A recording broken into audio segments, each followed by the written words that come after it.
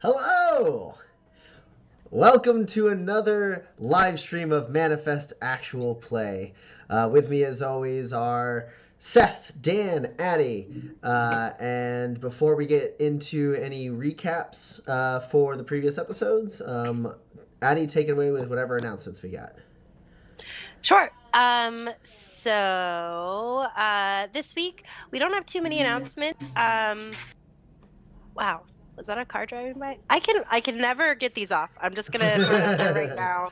It's just never. I'm just like, okay, I'm gonna start again. This week we don't have too many announcements for you. The one big announcement that we've got is that GM Styles is coming back with me on Thursday instead of Friday this week. We're gonna start at 8 Central Time, so that's 9 on the East Coast and 6 on the West Coast. And it's going to be the first in my 3-part series about running games online. It felt apropos. So that's what we're doing. I'm really excited about it.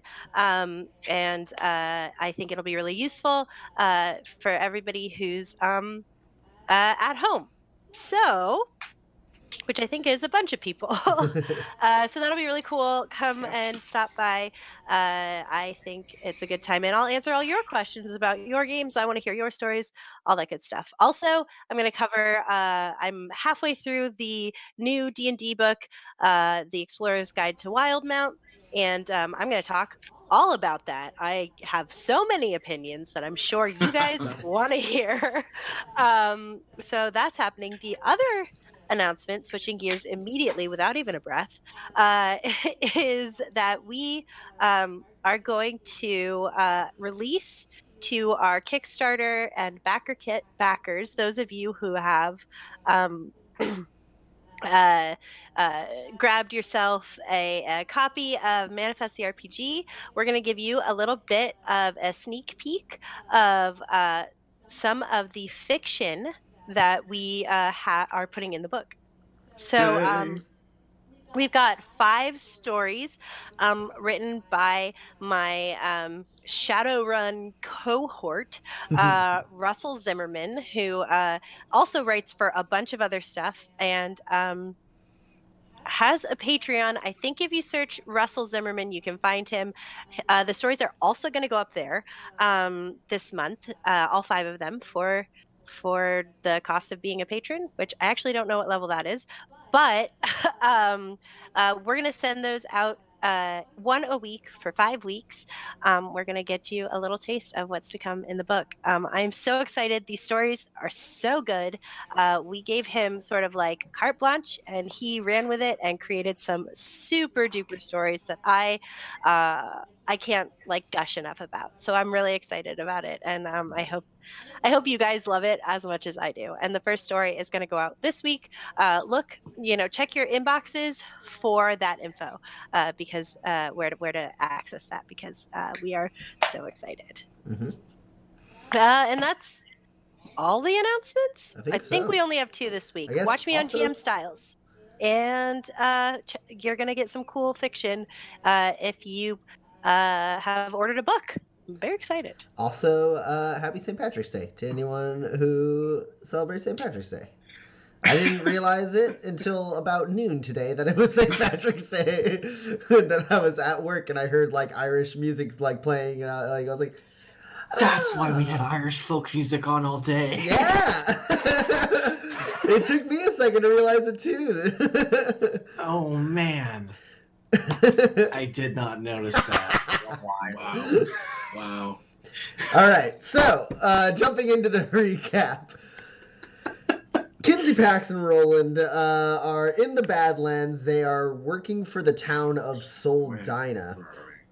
The town of Soldina, who's kind of in the middle of nowhere in the Badlands, they have been without their nomad pack for some time, a pack of people with a bunch of vehicles who they rely on to bring in goods and export goods. Turns out the missing riveteers have also affected a tribe that is to the southeast of Soldina, the Ophidian clan.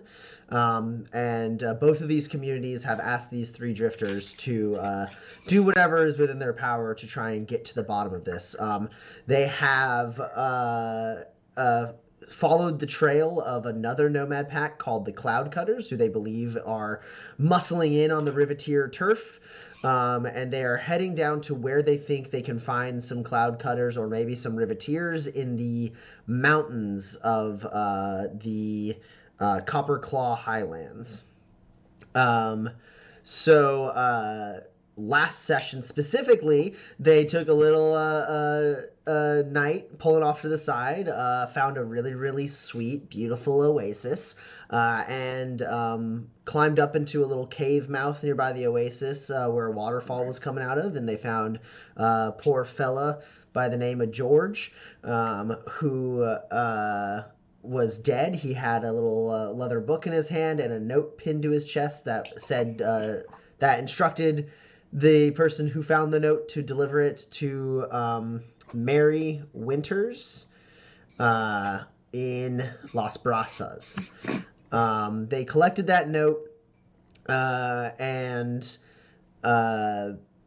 realized a little too late that George had died up in this cave because he was hiding out from a pack of roperites, a predatory... Excuse me, a tangle. A tangle, sorry. A tangle of roperites. Oh, did we get the name? How did I miss that? Yeah.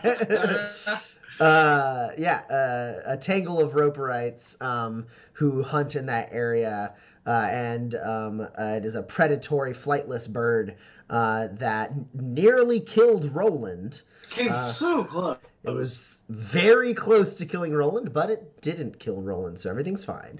Well. But after they fought and chased off the roperite tangle, they decided to set up camp in the oasis. Also, Seth, I don't know if it's doing it for anyone else, but your video is like nuts for me. Yeah. Oh, is it? Yeah. Maybe refresh your video. It looks like your head's on fire. It does look like your soul is evaporating out of your head. That might just be happening as far as I... okay, leave call and come back, I guess? Sure, or just turn off and on your video real quick. Oh, yeah, I'll try that. There you go. Okay, cool. All right. Actually, it's way smoother now. That's great. Okay. So they fought off the roperites and set up camp for the night, licking their wounds and resting in this now very, very tranquil oasis. During that time, Roland set to work on making a med kit. He's made some decent progress on that so far. Anyone who has hit points missing, you regain hit points equal to your durability attribute. And if you have any injuries, you can mark 1 night of recovery on them. Finally got rid of that blasted head. There you go. Yeah, feeling a lot clearer in the morning. Right.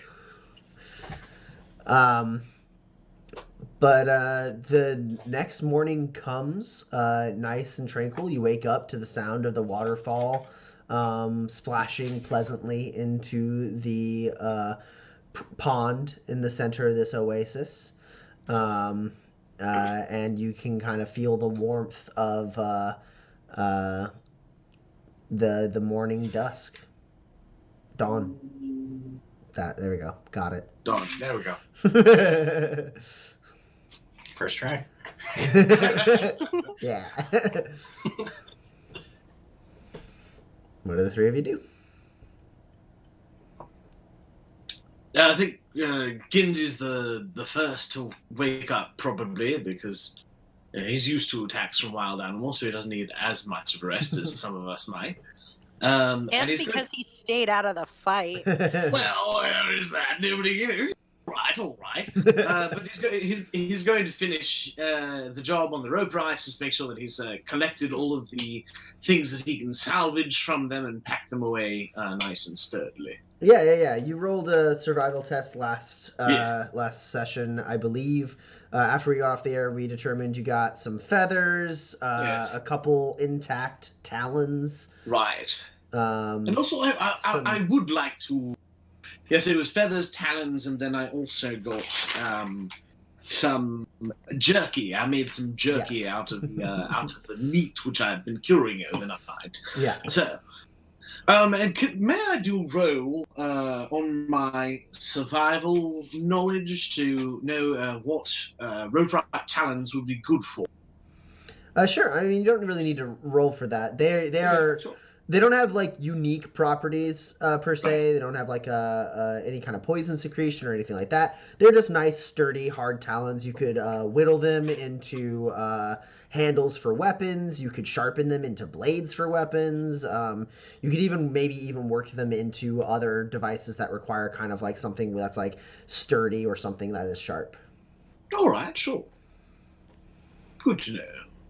Might be using these for another trap coming up. Yeah, they'd be good for that.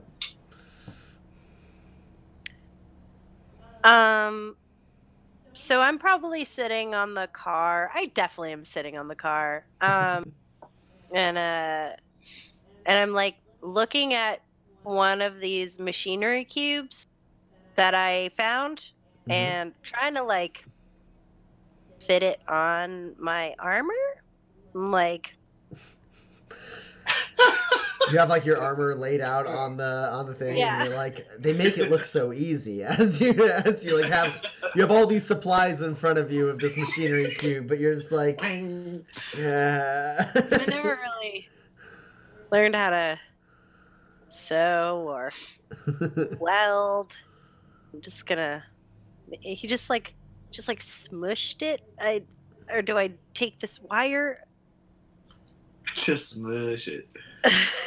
Just like, and I keep on. I'm not doing any actual repairs. I just am continuously reorganizing the supplies that make up your trying to machinery figure out cube. how this bundle of stuff can make my armor not totally broken. And I'm going to spend probably too much time on this. Yeah. Okay. Yeah, so Roland and Kinsey, as you wake up and start breaking down the camp, you see Pax just kind of sitting there looking at a pile of supplies next to her armor in a confused state and like just moving things around and holding them up to like holes and tears in her armor and just being like, I don't know how to. No, that's not going to work. Do you need a hand? It's not important, but if you wanted to, I mean, I didn't want to bother you with the whole, you were almost kidnapped by a bird yesterday, so, if you've got time. That does remind me. If we see that bird while we're out on the road, shoot it. Yeah, okay, yeah. That's first thing, of course. Yeah, could you like show me how to? Yeah, sure. No, do you mind if I watch so I can? Yeah, it's easy. It's just it's basically sewing and welding, which is sort of like welding is basically sewing but with fire. Okay. Yeah, Roland. But you're gonna do it. I'm just gonna watch. So you can. Roland, what do you want? You can roll machinery. Pax, you can expend that machinery cube. Okay. I did my part. Do you want to help? Do you want to like be? Oh, I think I'll just. Sure. Yeah. Do I hold it here like this? No. Okay. Well, do you want to tell me how to do it, and I will help you. Okay. So first things first, you're gonna put that over that hole. Okay. And now watch your hands. I'm gonna weld it. All right. Let's see. Oh, so like this piece goes here as I get 3 hits. Oh, wow. What? You get a +3.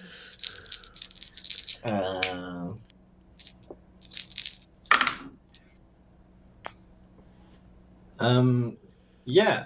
No, you put the parts that you need in the places that they have to go, and then you fasten them with either, sometimes thread, sometimes fire, like I said, which is sort of. How does it not catch on?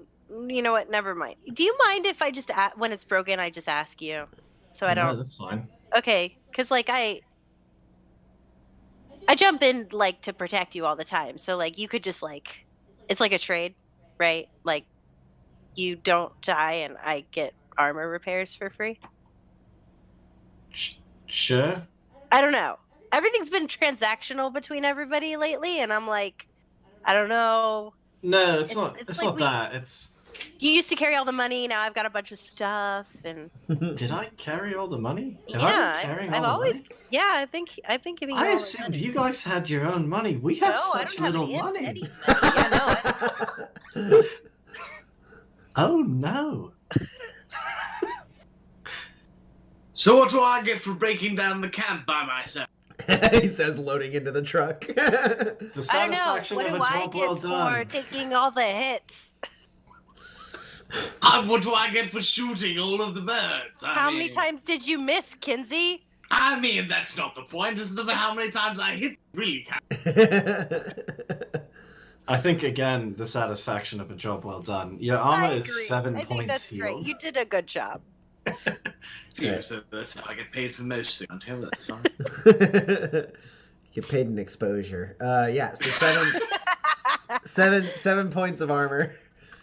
Back to Nice. your armor. I can only get 6. That's perfect. Nice. And then I do a quick patch job on mine, which has low enough number of damage that I don't need to roll. Nice. Okay, cool. All right. And then you guys hop in the truck and head out, leaving the oasis behind. Yeah, please. All right. So truck all loaded up. You all climb in, and you drive up out of that kind of valley that the oasis is in, and then it's just open Badlands again.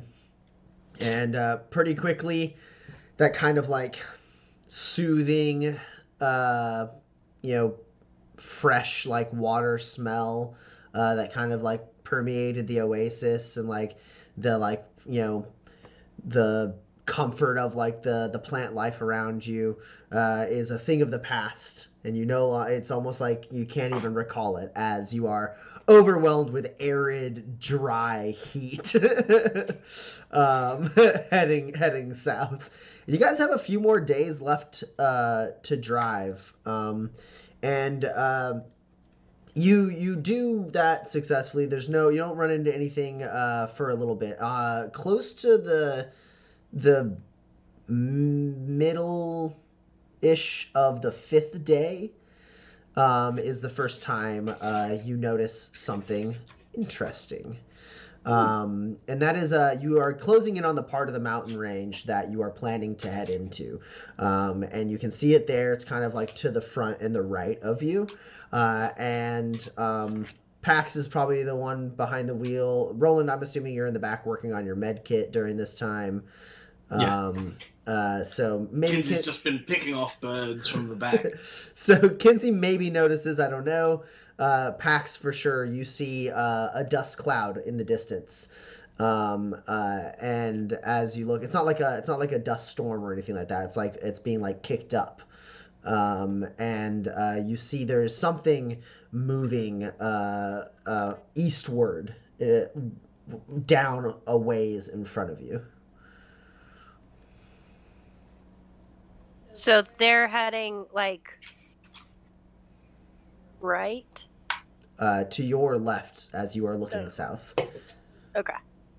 Away from the mountains. The mountains are to We're heading south? Oh Yeah. man, I'm so discombobulated. I'm so glad Kinsey's here.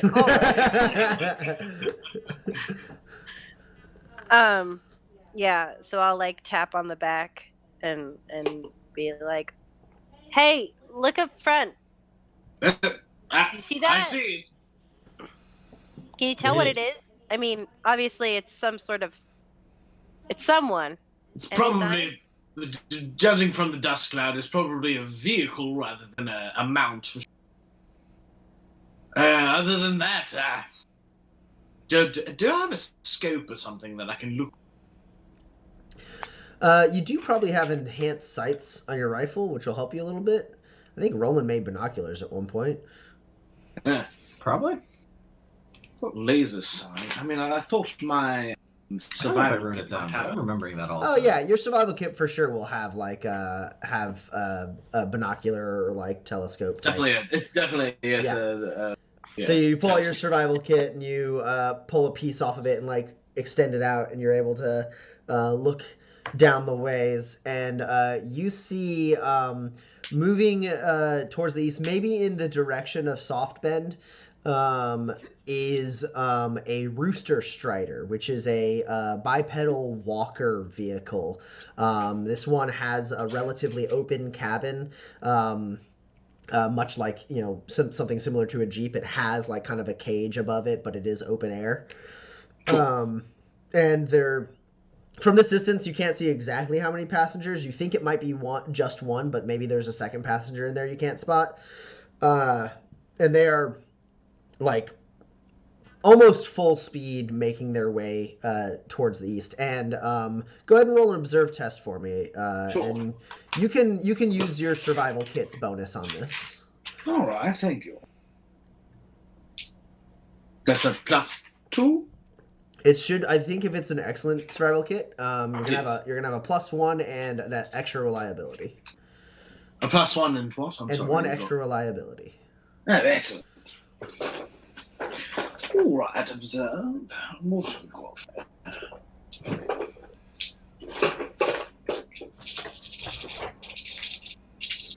So what you're saying is there's another murderous flightless bird tearing off across the Badlands. Yes. 3 successes with a high of 8. Okay. It's unopposed. So Cool, perfect. you see it's definitely one person driving this Rooster Strider. The other seats are empty. It is packed to the brim with supplies. It looks like it's got a bunch of things roped in over the back third seat. You also spot there's a treaded motorcycle lashed onto like the kind of back a little ways on top too, kind of like hanging off the back of this thing. And you also see the side paneling on it has several bullet holes in it, but you can see clear, not exactly clearly, but can see clear enough to read it. The word Riveteers can be made out, painted on that paneling through the damage. All right. Well, it's certainly a Riveteer's vehicle. Not sure whether or not it's a Riveteer driving it or not. They seem to be making their way pretty high bend, if I can tell approximately.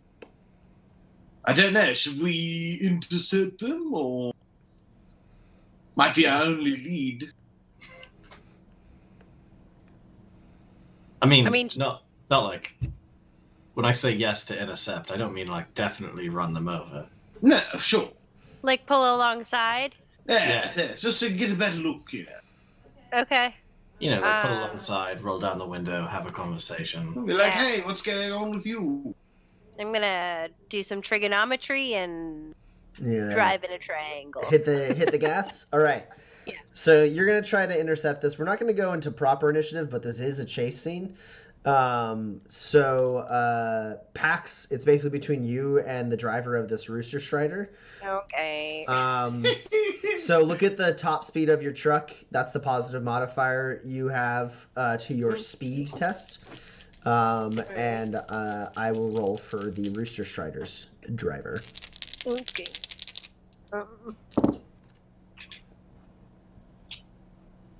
It's not so bad.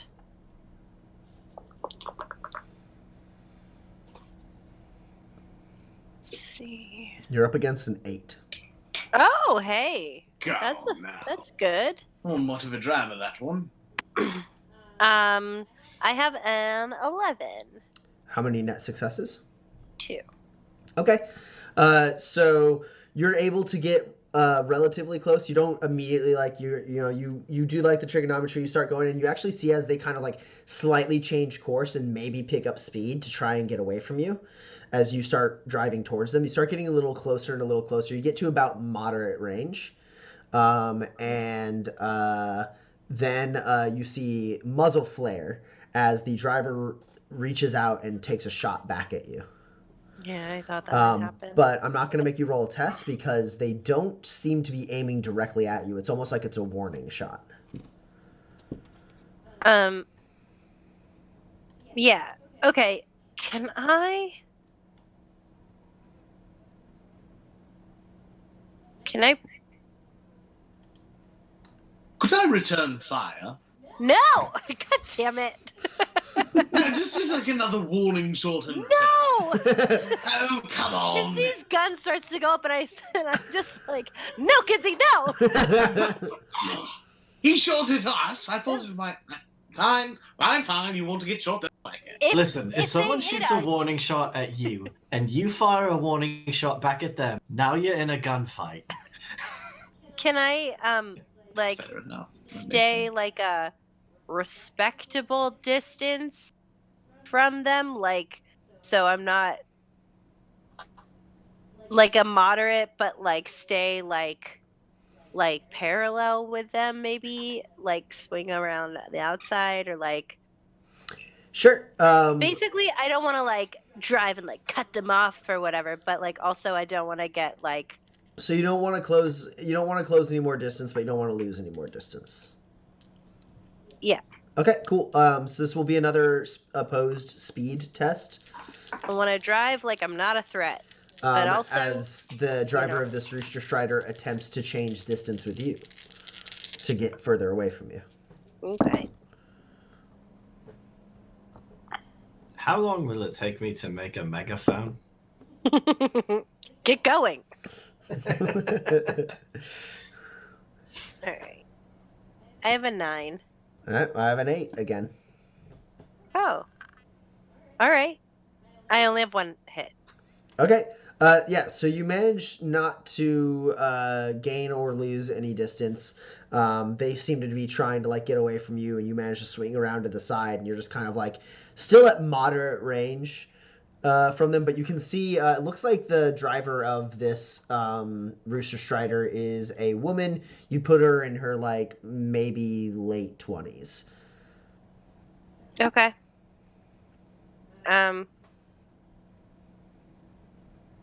I don't have a plan. This is my plan, to maintain distance and speed. Yeah, Roland, if you have a tech cube, you could like scrap together a megaphone. A tech cube? Yeah. I have a tech cube. I pull it out from under the seat. Do you know it's not a tech cube and works pretty well? Just a regular cone.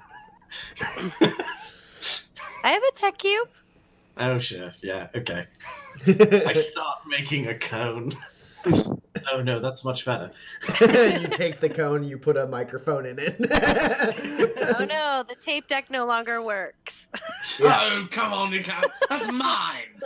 So yeah, you get like you attach like pieces of her tech cube to the cone you started making, and she fires off another warning shot way closer this time. Pax, I actually need you to roll a dodge test. Oh no, that's not good. Yeah, or a defense test for your vehicle, I should say, because it's drive. Yeah. I'm at a negative to dodge because my handling. Whatever your handling is at, yeah. Okay.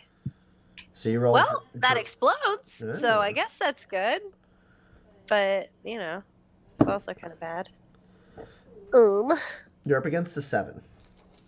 Oh, neat. I have an 8. Okay. Yeah, that one's like really close, a little too close for comfort. You're not 100% sure whether it was a warning shot or an actual shot. Well, hopefully, whatever's happening happens soon. And Roland, you managed to finish putting together your megaphone. Great. Hey, we're from Sildina. They hired us to figure out and save the Riveteers. We hate the Cloud Cutters and are good friends with the Ophidian clan. Are we close enough for me to see whether or not she's wearing Riveteer's colours? Yeah. You can see this woman doesn't seem to be wearing Riveteer colors. She's wearing like kind of like brownish leathers over like olive drab like clothing.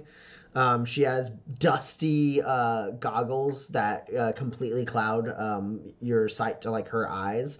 And she's got short, greasy, like dirty brown hair pulled back into two pigtails. Is this what the cloud cutters were wearing?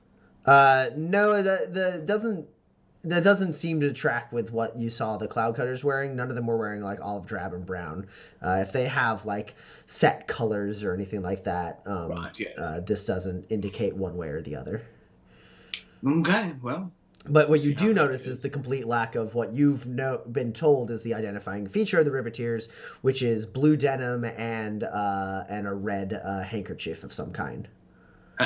A red handkerchief, you said? Yeah, like a red bandana, right? Bandana, sure. Yeah.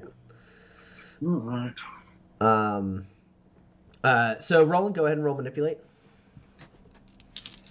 Am I dressed to impress because I'm in the bed of a truck? Yeah. Know your audience.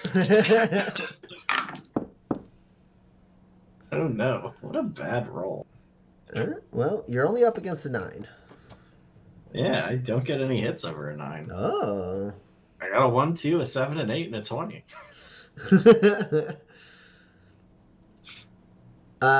Yeah, so she, you said your highest was a 7? It's an 8. An 8? Okay. Roland shouts that it doesn't seem to change the situation very much. She continues to like try and keep that distance with you. Okay. I maintain distance and speed. Are Roland, you I don't think it sure I works. shouldn't shoot her?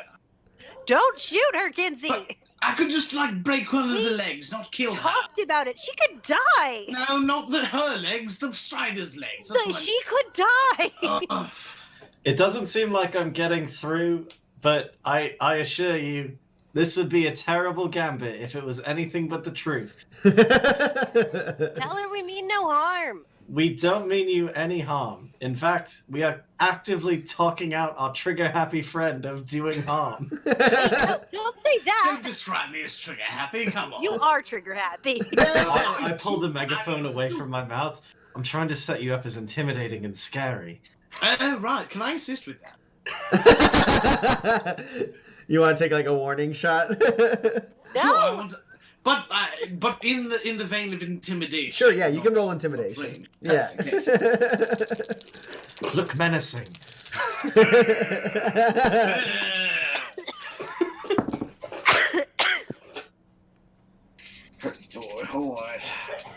Oh man. You are up against a 5. You know, I am going to spend 2 grit to play to the gallery because I want to, goddammit. Yes, And more that grit is for 3 Tom. successes. 3 net successes over 5? Yes, 3 over a 5, yes. Yeah, so Roland, you say that, and Kinsey, like, props himself up on the bed of the truck and, like, levels his big rifle, and, like, you know, it, like, glints off of, like, the laser sight, like, glints, and, like, stays steady, like, on her shoulder, and you see her see the laser sight, and then she looks back, and, like, there's, like, a brief moment where, like, she's, like, kind of, like, scanning the situation and seeming to look around for any terrain where she could run, and then you see the Rooster Strider start slowing down a little bit. That's what I like to see. Great. We're gonna pull up a respectable and safe distance away that means I don't have to use this megaphone to talk to you. I'd appreciate it if you didn't shoot at us anymore. The truck, Honk if you understand me. she like waves her hand.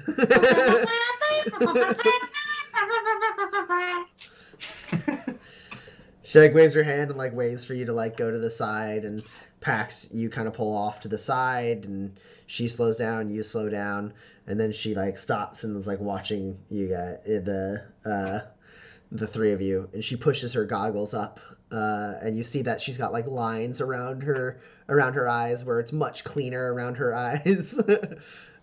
She's like her face is like stained with the dust of the road. And she kind of stands up in the bed of the Rooster Strider, and she goes,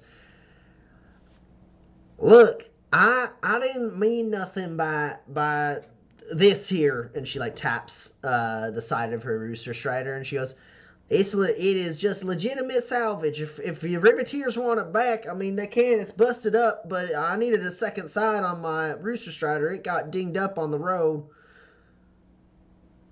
Does that scan? Can I use my mechanical skills to tell? Yeah, you can try and roll machinery. You'll put it at a -3 to try and tell whether or not she needed the Rooster Strider.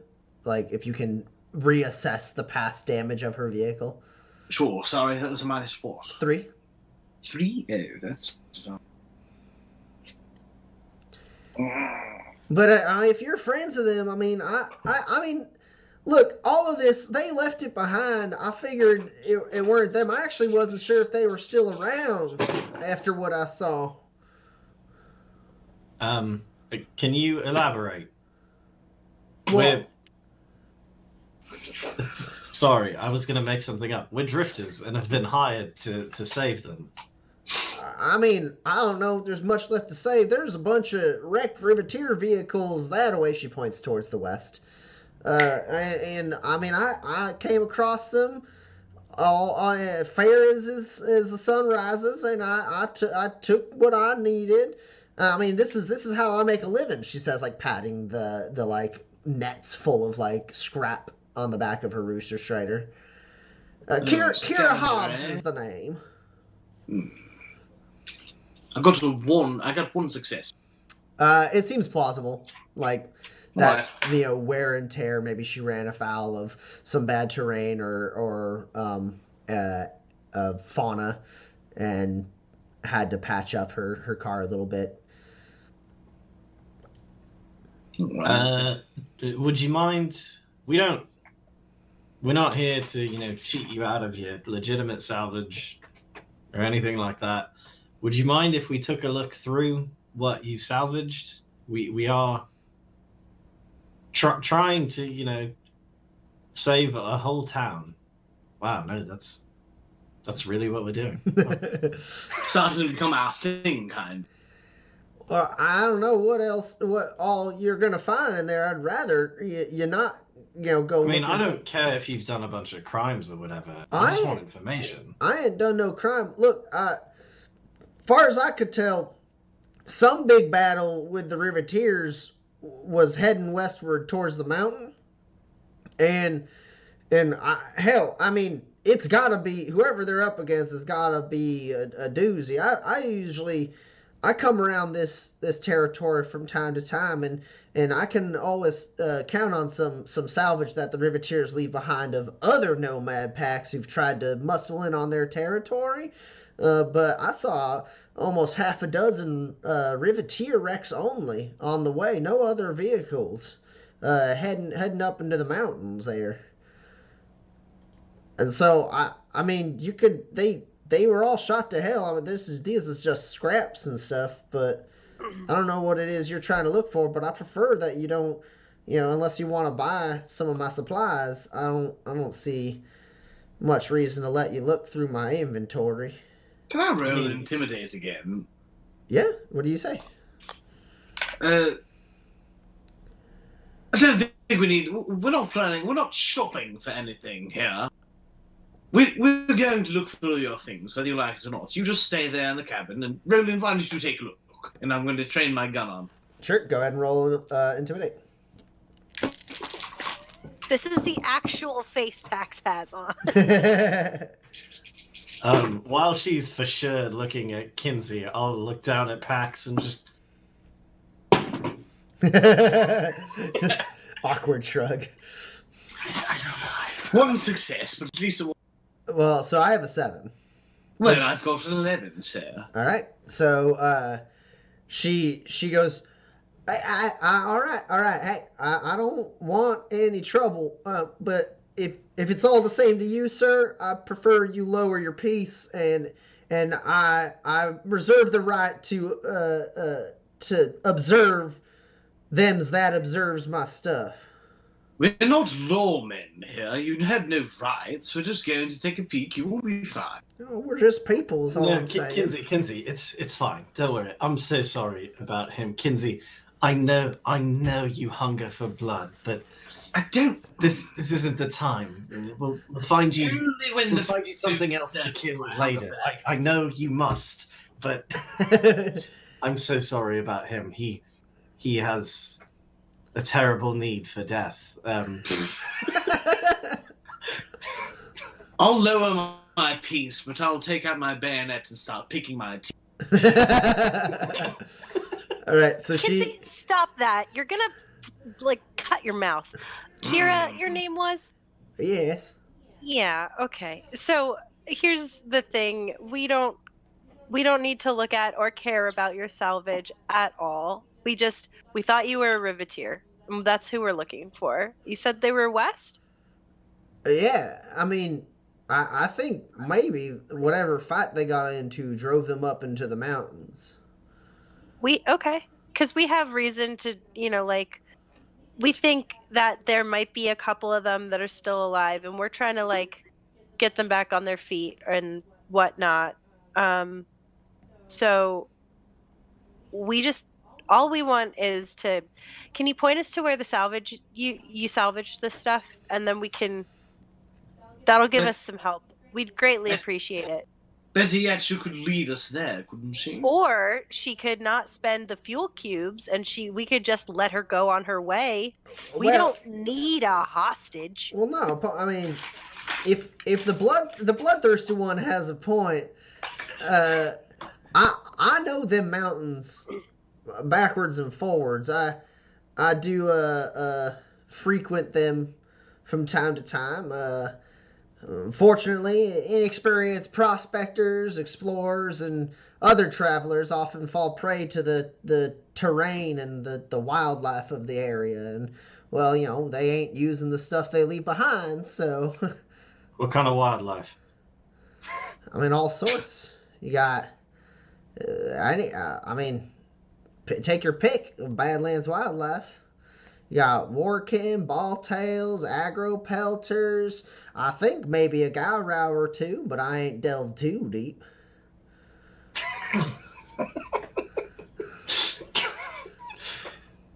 I'm so sorry. I hated everything you just said.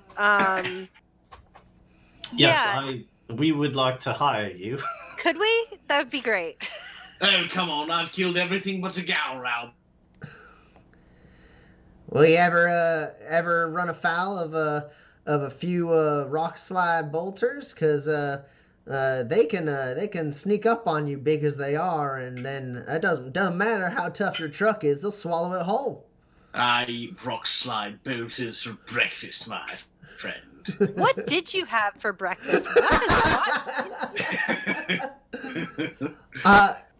If you're looking to hire, I may be able to be of service. Now, I would take spurs or trade as warrants your budget. I've got... I mean, if you got a fuel cube or two, that might do me a bit, seeing as like you said, I do have to double back on the road and expend more fuel. We need fuel cubes for our own truck. How about some rope ride feathers and some rope ride talent? What?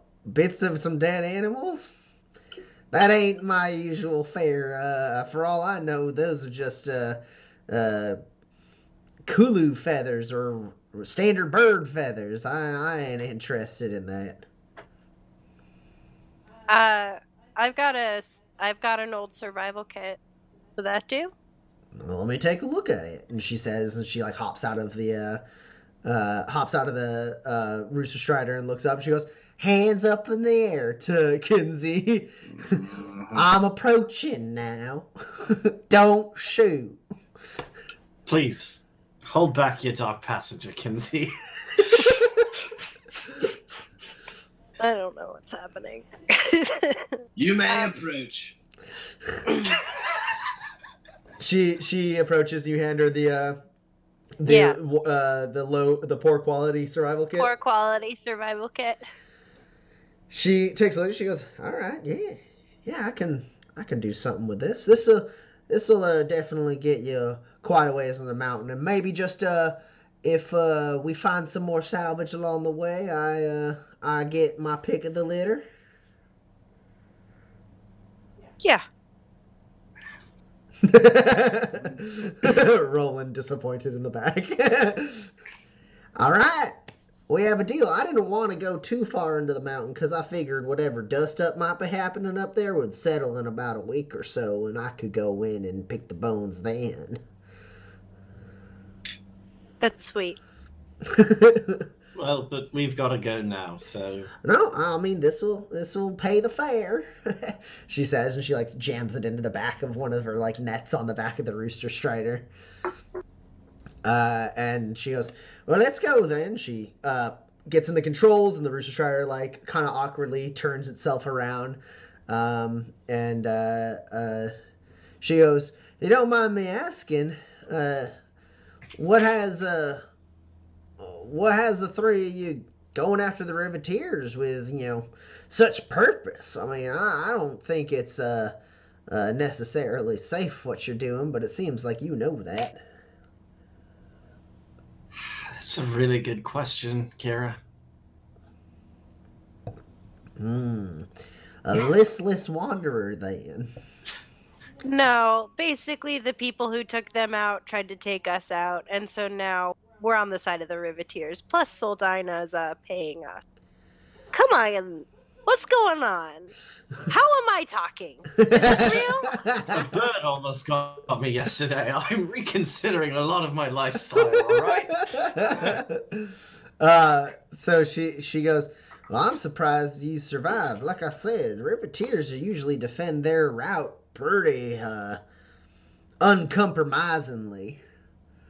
And, well, I mean, I figure whoever took it to them and drove them into the mountains, that they gotta be some frightening folk. Well, They're mostly on jetpacks. jetpacks will do it, is the thing. Jetpacks will do it? She says, like, with a chuckle. She goes, people in jetpacks don't even have cover. All right, let's just keep going. I guess they don't. They can move in little zigzags. Makes it But harder there's for them to hit. No, nothing that's not. between you and them. You just. Oh my god! Just get in the car. So she starts leading out ahead of you, and you guys go along the way. And she says, we'll be reaching the foot of the mountains around nightfall. So we may need to set up camp around there. I'll point out the spots where I saw the wrecks if you feel like pulling over and taking a look-see for clues. That seems good. And then she, with that, she puts her Rooster Strider in full gear, and it kind of like leans forward and then starts like with long strides running in front of the truck. And you follow her. Probably not directly behind her, otherwise you got dust kicking up on you. But but you drive in formation with her. And sure enough, along the way throughout this day, she does point out, you see there's wrecked bone, like frames of vehicles that she has salvaged. And the first two you find like no clues if you stop. If you pull over to take a look, like she's picked it clean. There's not like necessarily like there's really nothing to look through except for the frame of the vehicle. And she like tells you like, oh yeah, this one was a car, it had a bunch of bullet holes in it. And then like the next one she goes, this one was a truck, it had even more bullet holes in it. Yeah, that kind of continues. And you see 5 wrecks along the way, and then the sun begins to set, and the mountains loom right in front of you. And she leads you over to some pillars of stone. And she's like, maybe we set up camp here for the night, head out into the mountains when there's daylight. Seems good. All right, then.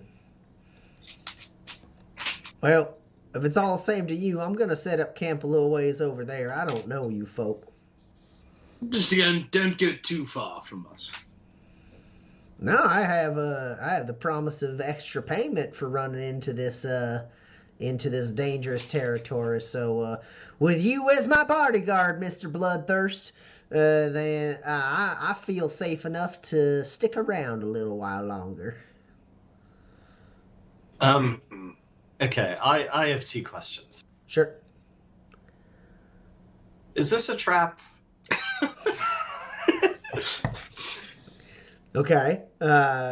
Do you want to ask your second question, or so you want to do one at a time? I mean, I'd like to know the answer to that one first. Okay. Go ahead and roll manipulate, since you have playing the player. So if you're trying to see if she's lying to you, you'd roll manipulate. Man, what are these rolls? You're up against a 10. Man, I got nothing. What's your highest? 9. Okay. You think she's a little self-serving, maybe, but like it feels like she's serving herself via your offer. So. Sure. My second question, was she just hitting on Kinsey? With the same roll you just rolled, maybe hard to say. She seems like a strange person, and so does Kinsey. So like maybe there's something They're there. A match made in heaven is what she said. Match made somewhere, maybe. Okay, that die is out the game. It's rolled nothing but natural 20s. It's forgotten this isn't D&D. Yay! So she doesn't go completely out of sight. She kind of nestles in between 2 like rocky, stony hills and sets up her camp there. And the 3 of you are able to set up camp. And I think you've had plenty of time to travel. Maybe you have some stuff to talk about. Who knows? Only way to find out is if the 3 of you roll. Shoot the shit for tonight. So yeah, each one of you go ahead and pick another player and roll shoot the shit to see if you learn stuff about them, or if you bond, or maybe something bad happens. I did PAX last time, right? Yep. Mm-hmm. Cool. I'll do Kinsey. In this way, I shall become best friends with both of you. Didn't remember who I picked last. You also picked PAX last, I think. Yeah, I got All done. right. I'll pick Pax again, just to make shit up.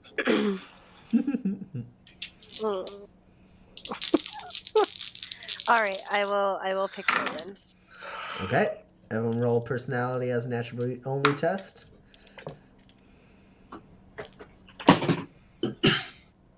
And who wants to go first?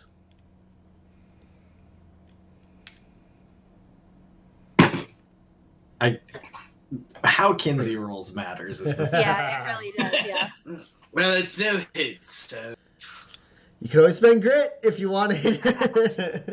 Nice don't spoiler want for a to. fight. Yeah. All right, who wants to go first then? I'll go first. I don't know what we talk about, but I can easily Kinsey taking the wrong idea out of it and into that no hits with PAX. How many successes did you roll, Roland? No, I got 4. We're fine. All right, so Kinsey and Obviously. Roland bond over something. So the night has fallen. You see the clear sky of the Badlands, stars and moons and asteroid belt above, crackling fire in the center of the camp. Pax is over nearby the truck, maybe rolling the fuel supply test. I forgot to have her roll at the beginning of the session. Oh, I already rolled it, and I did lose a cube. I spent my cube. Okay. So I only have 1 cube left. So she's taking an inventory on her fuel. So Kinsey and Roland are alone at the camp for a second. So, what's the deal today, Kinsey? You've sort of, got your foot on the gas, so to speak, vis-a-vis talking. It feels more like at people as opposed to to. I'm just trying to get this over with, all this business of going back and forth between who did it and how we can stop them. I'm getting tired of dealing with people, I suppose. You just sort of, the call of the wild, calls to you, is what you're saying? A return to your primal nature? Yes, you could say that, I suppose. Especially fighting with those robots. They came on the verge of destroying. Can't have them tearing our team apart like that. And we're on the verge of another battle. And I just assume get it over with so we can get back to the more adventurous parts of our story. It does feel like we've spent a lot of time driving to and from things that have then been bad for me since coming to the Badlands. It's true. It's true, and I know you don't do well with travel, so, maybe we could find a place to stop running around so much and focus on one thing. I mean, the travel's not really the thing, is the thing. It's we went to that cool canyon where I ate a snake heart and then barfed. It was fun. We talked to those grifter nomads in town, and then I got shot quite bad.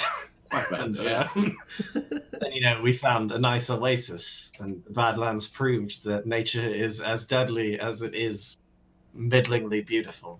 As they say, life finds a way.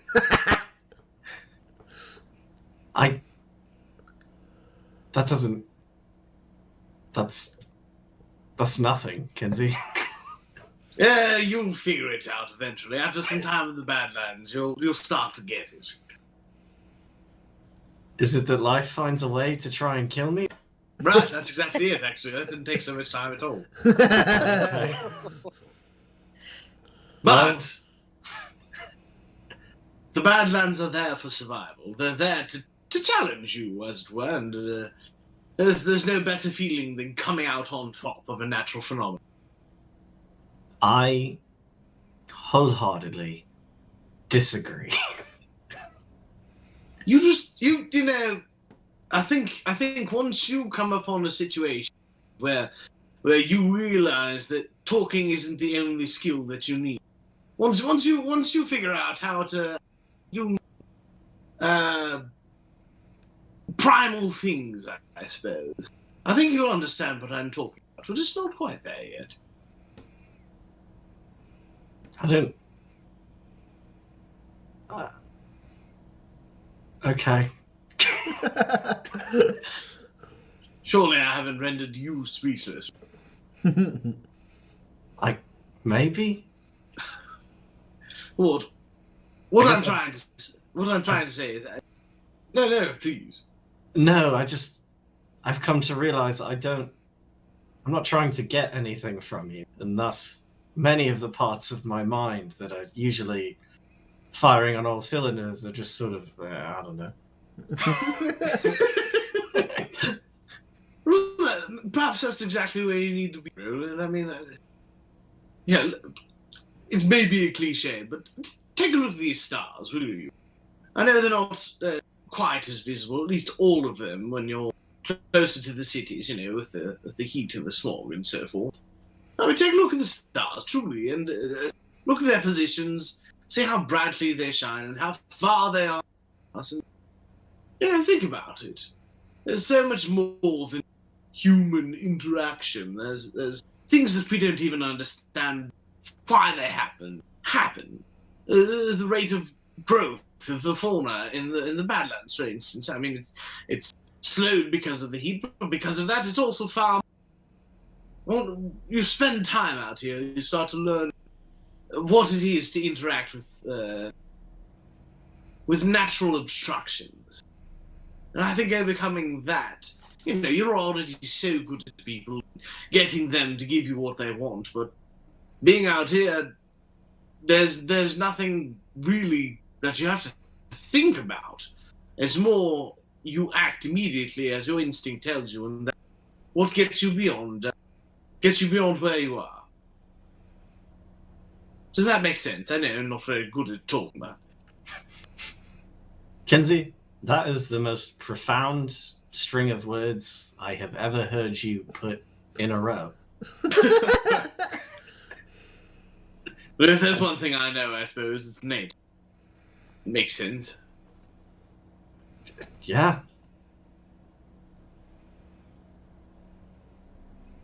And then the two of you just kind of sit there and look at the stars for a little bit, and then Pax. You want some jerky? No. And then I don't think you can cure jerky overnight.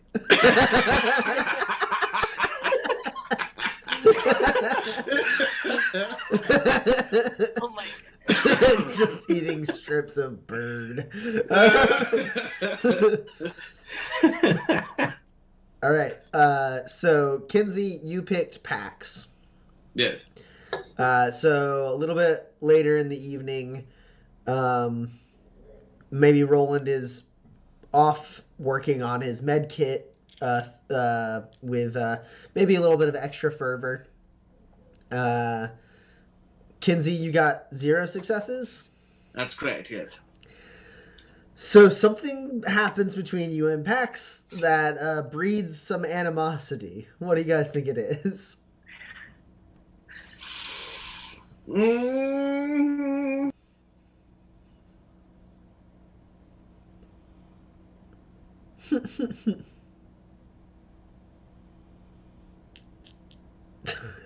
I can't tell if he froze or if he's he's just so stationary. Yeah. I can't think if I'm moving. That's part of my... You're like a shark that way. Yeah, right.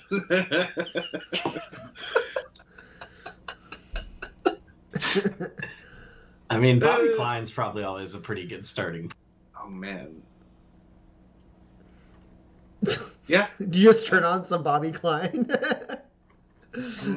As everyone's trying to get to sleep, you just turn on, you put in another cartridge. You started to, you've been a little while. You're right. Badlands Road it's not bad or old or anything, but you're feeling a little bit differently. You're feeling a little more rambunctious today, so you're really feeling a different Bobby Klein song. So you plug it in, you turn it up maybe a little bit too loud for people trying to go to sleep, and it's just Sweet Home San Cordero. No! Where the skies are so blue. Sweet Home San Cordero. Alana coming home to you. Yes, you do. And it's just like...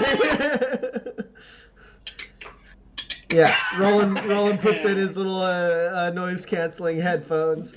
But yeah, Kinsey, you feel a little restless tonight, and you just start jamming out to some Bobby Klein, maybe a little too loud. Alana coming home to you.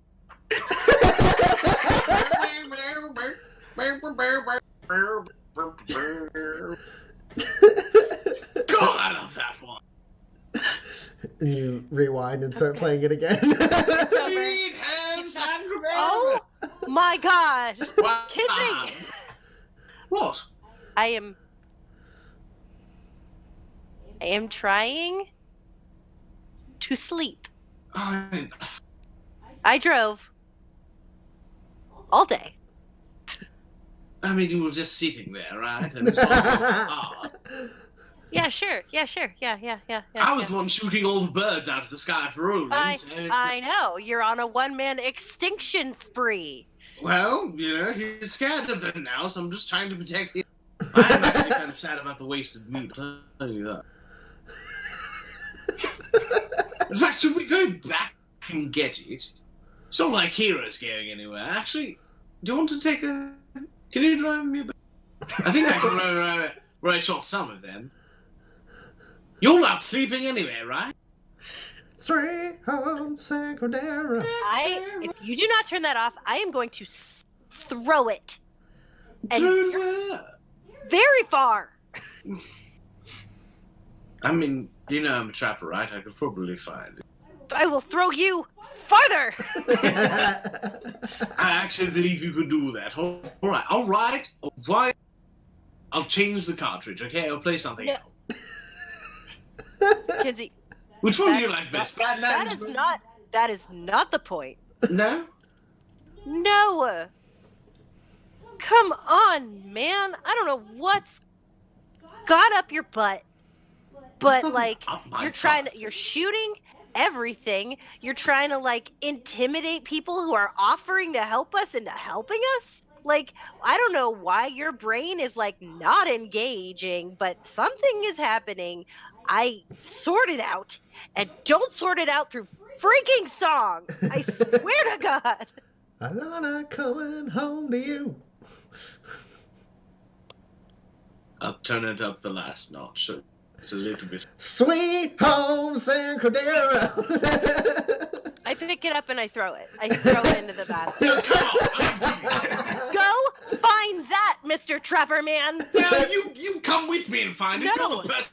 No, goodbye. How dare you? That is my own person. She gets inside the truck and slams the door and puts on her little noise-canceling headphones.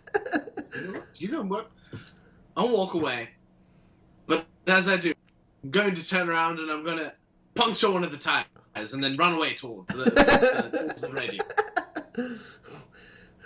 Yeah, Pax, you're in the car and you think you've got him and you're like, got the headphones in. You're like, yeah, screw that guy. And then there's just a rock in the car and you feel it start to like angle back towards the back left tire. Oh, no, he did not.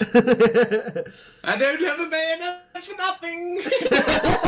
And he goes running off into the darkness out of sight. And you turn back and you see the last of the air escaping your back left tire. Okay. All right. This is fine. I'm gonna take all. Remember that time where I put all of Kinsey's stuff in a sack and was gonna steal it? Yeah. I take all of Kinsey's stuff and I put it in a sack, and I head the other direction from where Kinsey is going. Why do we keep doing this to each other? Roland, you wake up. Yeah, I think I as like dust, like you have your headphones in, so you can't hear anything. But like the dust, like the dirt and rock of the truck driving away, like kicks into where your bedroll is, and you like open your eyes and you see Pax just driving off with one flat tire. Huh. And in the very, very far distance here, sweet home San Cordero.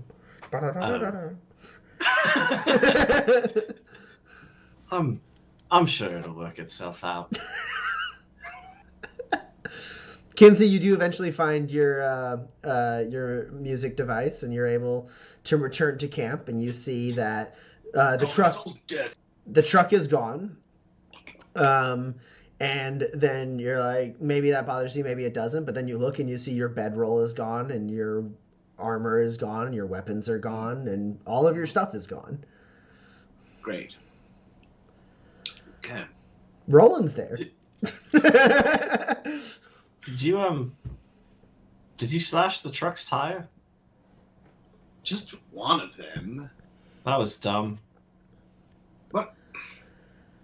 She said that my brain was Well, case in point, you just slashed the tire of the thing we drive around in. I can fix it. Okay. I'm going to bed.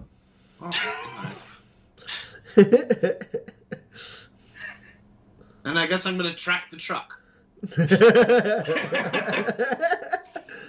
Pax, you just drive forever, or do you find like a spot? How far do you drive? I drive. I have decided I'm staying up all night. And I am driving, and then about halfway through the night, I turn around and head the other direction. To drive back to camp? Yeah. Kinsey, how long do you try and track this for? How far away from camp do you get without any of your supplies? I assume I'm a pretty good tracker. One of the flaps making big old flapping motions. It's pretty easy. Yeah, I mean, it's I'm easy. gonna keep going. It's easy for you to track it. It's just like at a certain point you get like very far from camp without any supplies. And so I'm just asking. He has his cassette player. You do have Don't your forget cassette And I player have my bayonet. and your bayonet. I would like to point out, about 5 minutes after Kinsey like runs off, I do like, I haven't fallen asleep yet, and oh fuck, and I walk over to Kira's camp, just, hey. As you do, you're walking and your feet like trip like a little like string that has like little like jingle jangles like hanging on little pieces of metal that jingle, and like in that moment like you hit that and you kind of look down and you look up and she's like right there It's with just a me, shotgun don't in your you? face. She's like, oh, damn. Hey, what's your name? I never did ask your name. Gary. Hey, Gary. I'm Kira.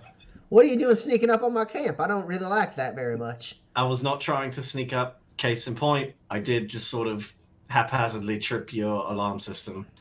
I think there's like an interpersonal, interdepartmental dispute going on within my group, and there's no one at my camp now. Can I sleep over here by you?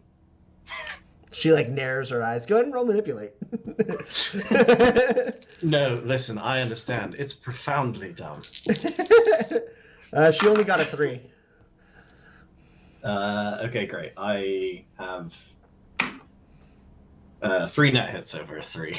She narrows her eyes and goes, all right, Gary. You sleep on that side of the fire, though. That's fine.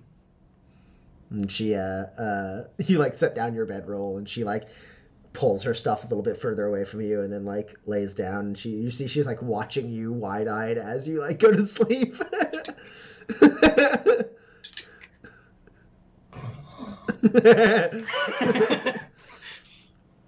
Yeah. So Kinsey, you're just tracking throughout the entire night? I think so, yeah. Well, about 3/4 of the way to morning, I drive past him back on the way to camp.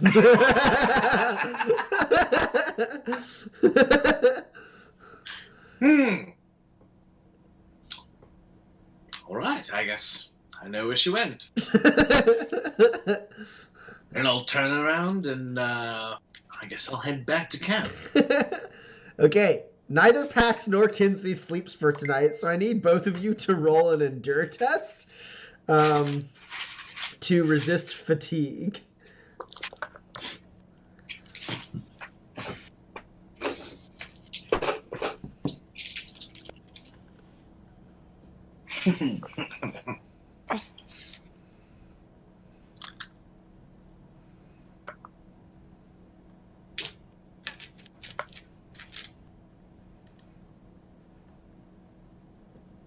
I got 4 hits. My rage fuels me. Kinsey, how many successes did you get? I'm going to spend also 2 much grit to play younger. to the gallery.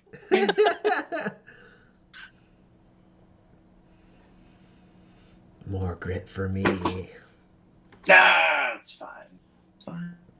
Still only 3 hits for Kinsey. It's fine. Okay, so neither of you actually, like, you're both feeling tired, but neither of you take any fatigue damage. Roland, you wake up in the morning in the early morning as Pax returns to camp, kind of like skidding to a halt on her flat tire. And then a good, like, as the morning finishes, I don't know if you guys spend a machinery cube to patch up the tire or not. But I guess Kinsey does that because... well, you're not there, but if you have a machinery cube, Well, Pax has your machinery cube.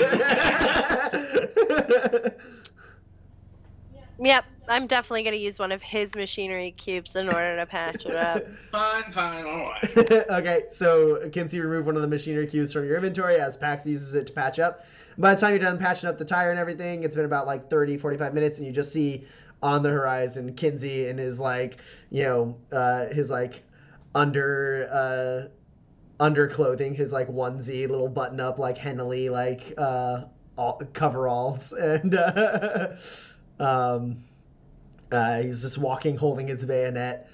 And Kinsey, the dust and everything has kind of like broken the not completely broken your music playing device, but it has shorted out as you approach camp, so you don't have the triumphant sound of music as you approach. You're gonna have to open it up and clean it out to get the music to play again. It's fine. It's fine. And as you get back, Kinsey, you see Kira approaching the truck on her Rooster Strider. She sees you walking up. She looks at like kind of a tired-looking Pax, like finishing, like patching up the tire and like tossing your stuff into the back of the truck and looking at you. And she goes, "So we good to go?" I guess so. Are we good to go? I'm always good to go. How are you, old man? Well, I'll be good once you tell me where my stuff. Oh, I've seen him misplace it. Weird. Roland, where is my stuff? It's in the back of the truck. Good. I guess that's where I'm going then. Oh, yeah. You can First see you have it. to apologize Yes, I suppose you did, didn't you? to the truck. You know what? Truck, I'm very, very sorry. Truck doesn't forgive you. That's fine, I say as I climb into the back of the inanimate truck. Sure, I do a cool little brake check. I'm gonna. Hey, Kira, Yeah. room for two in there? she gives you the smallest of like sympathy smiles and goes, "Nah." Yeah, that tracks. This way, come on. And you head into the mountains of a part of the Copper Claw Highlands, a mountain range that almost covers from like this, almost not quite the South Pole to like the middle of the planet. So it's a very long mountain range, but you know the specific spot that you're trying to get to. Did we ever do Pax's shoot the shit? Nope. Oh, Pax, what was your shoot the shit? I got 2 hits. It was just everything derailed so far. Shoot. So let's rewind just a little bit. There's that point where Kinsey is returning to camp and you're patching up the tire, and Kira is Sure. breaking down her camp, and Roland is there. So Pax, how many successes did you get? 2. Okay, you picked Roland, right? I did. Yeah. Okay, cool. So Roland, you get to learn something about Pax. Okay. So, I hate Bobby Klein. is that what? I asked him. I asked him to turn it down. Sure. And I asked just, for sleeping purposes. Mm-hmm. Mm-hmm. And then he turned it up. And so I threw the player. It felt really good. I threw the player. And Kinsey went to go get it. But before he did, he slashed my tire. Yeah, no, he told me about that. Yeah. So I took his stuff. Right. I brought it back. Mm-hmm. I hate Bobby Klein. I'm going to break his guitar. Listen, you're more than welcome to break Bobby Klein's guitar, but you can see sort of the direct line of escalation between the two of you around this very small conflict. Yes. Yeah. Okay. Is there a chance that maybe in the future, one or perhaps, God's willing, both of you could lean in the other direction when things like this arise? Wow. Because, like, here's the thing. I get it. I hate Bobby Klein. But there was Yeah, a break it 15-minute time. period where I was left alone at camp in the middle of the Badlands. But we were just warned that there are a lot of things that can kill you. And I have a gun, and I can shoot at stuff.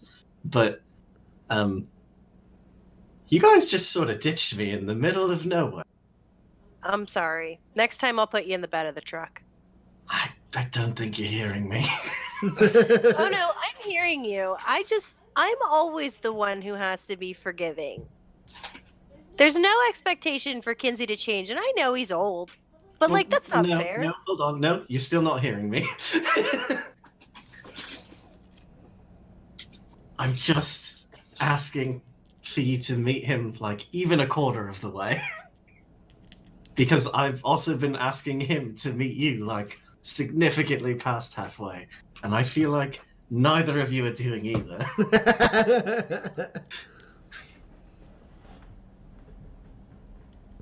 We have to be able to coexist just overnight.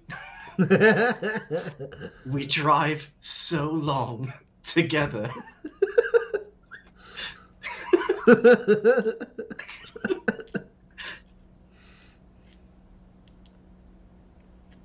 He doesn't respect me. And sometimes, after a long day, I don't have it in me to just be okay with that. All right. Well, next time, say that. He doesn't listen to that. Well, how would you know? I don't think you've said it.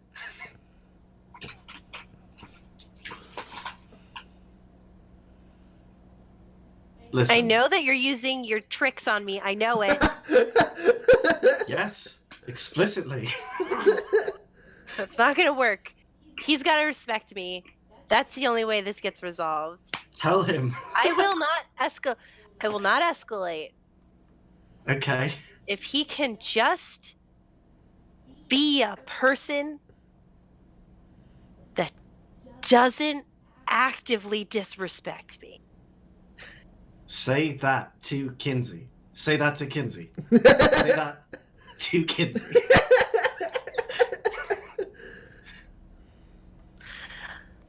I have to fix this tire now. No, Yeah. I got it. Don't worry. The tire's good.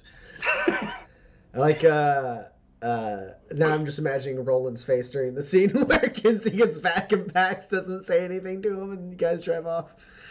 All right. So you head into the mountains. Also, everyone get a grit for excellent roleplay.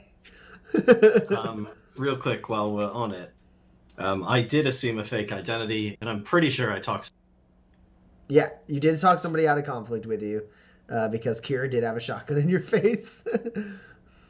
So that's 2 XP for everyone, and Roland, you get another grit. Someone was threatened with violence. Yep. An open fight was avoided through underhanded means. What was the open fight? When I stole his stuff and didn't punch him in the face. Sure. Okay. Yeah. I take something I won but didn't deserve. All of Kinsey's stuff. Yeah, that's 3 XP. And I got away with breaking the law because I stole all of his stuff. No. No. Come on, give me all 4. You're not gonna get the getting away with breaking the law one, Right, but well, you get the 3. 3 XP for everyone, and Pax gets a grit. Okay. All right, I gotta find a lawman to break the law in front of. And then just run. All right, so you make your way into the mountains.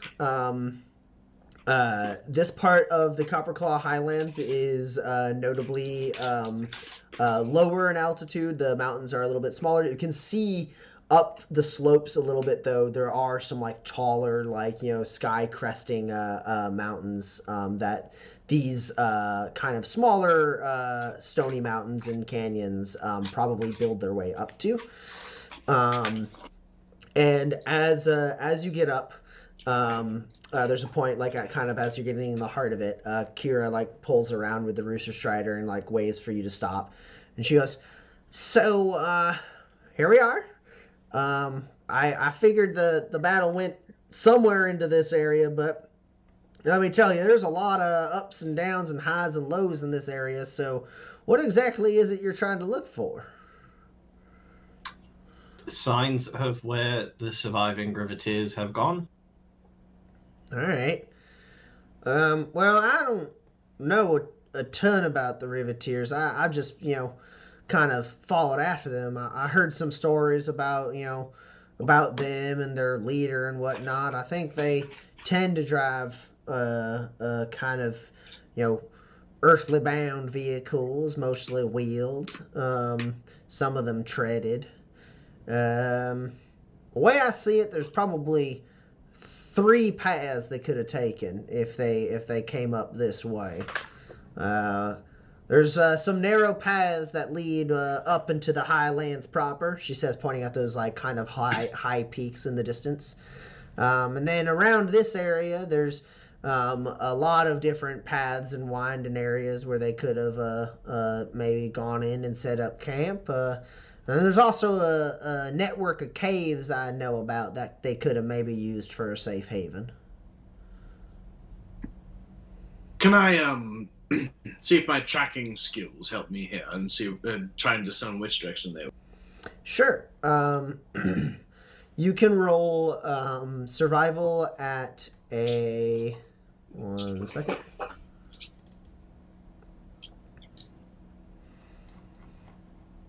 Oh, I broke it.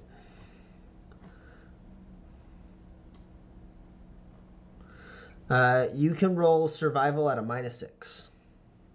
-6? Yep. Am I recalling an aspect of nature or using my... You are using your survival kit, but no, you're not recalling an aspect of nature. You are actively trying to learn an aspect of nature, not recalling it. What is learning, but recalling things that you do not yet know? Intriguing. That's 2 successes for Kinsey. Okay. So with 2 successes, you can say pretty confidently that the narrow paths she kind of indicates up to the highlands proper doesn't seem to mesh with what you can see here. You can't really see what way the Riveteers went, but like as soon as she says like they tend to drive like ground-based vehicles, some of them treaded, you kind of look around and you see signs of vehicles passing around this area with that, but it's such a wide number of them, and they seem to have maybe even split up and reconvened elsewhere that like you don't have a good sense of what direction they went. But judging by like the width of the vehicles and like the depth of like the tread tracks that you can make out several days later, you would guess that it would not make sense for them to make their way up those described the paths described as narrow paths up into those very steep slopes you see up above. Sure. So you could probably eliminate that as a plausible place for the Riveteers to have gone. So either the several wide paths cave. Yeah. Well, I don't think that ground vehicles would be up in this high area. Tell me more about these caves. Well, it's I ain't mapped them all out extensively, but I've found various different entrances and exits throughout the areas. It seems like there's a ton of caves. I don't know if an Augerino used to nest around here or whatnot. Some of the caves are pretty wide and tons of underground caverns. There's an underground lake somewhere around here, if I could recall exactly which entrance I took to find that. I don't have it written down or nothing. I don't have a map to show you, but I got it all up here, she says, tapping her temple. Yeah, it's there's plenty of entrances that vehicles could get in. I probably wouldn't be able to get too deep, but we could start there if you like. What do you think, Roland? I think the caves sound like probably the worst option for us. Which, just judging on my experience in the Badlands, means the Riveteers are there. That kind of logic follows as. Does it? She says. Well, then the I first guess- place we ever met Kinsey was in a cave, so I believe caves are, a pretty lucky place for us. I almost died in that cave. I know. You've seen the Twice. elements die quite a lot. Oh yeah, I did almost die in that cave twice. Yeah. What a bad cave. Yeah. Well, hopefully these caves will be better. Come on. I mean, it wouldn't be hard. Alright, well, let's go on then. And she leads you through one of the paths. You travel for a few hours, and she goes, alright, well, at this point, if you're trying to find them quick, I mean, we could search around a little while for one of the wider entrances, or there is an entrance up here, she says, pointing to like kind of a narrow crack in the rocky wall. And she goes, we could park our vehicles outside of that and go in on foot. From there, I can get my bearings and we can find our way around. And maybe if there's a lot of them, we might be able to even hear them after a spell. Does sound as though that eliminates a quick escape. I thought you said you was their friends. It's depending on whether it's just the riveteers there. They're being held by the cloud cutters. You said the cloud cutters use jetpacks. That ain't gonna help them very much in the caves. That's fair enough. Yeah. You know this terrain. Let's go in. All right, let's go. And she leads you up and parks like the rooster strider kind of sets down, almost like sitting like it was an animal, to as she parks it for good, it closes its legs in on it, and it and she reaches back and grabs some supplies from it, and puts a little lamp on her forehead, and she goes, all right, stay close. In this area, there ain't too many pitfalls or slides or nothing like that. So you should be fine. But don't venture off too far, maybe. Lead the way. And she does. As she does, I'll just real quick pull in Pax and Kinsey.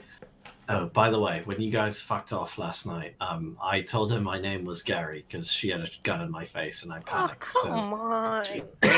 Come on. It's not my best, but, just don't make it weirder. All right, Gary. Yeah, see, there, you've got it. Okay. It's not that hard of a name,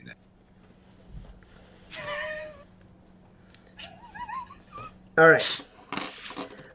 So you guys make your way into the caves. It gets really dark really fast. Kinsey, you have your survival kit.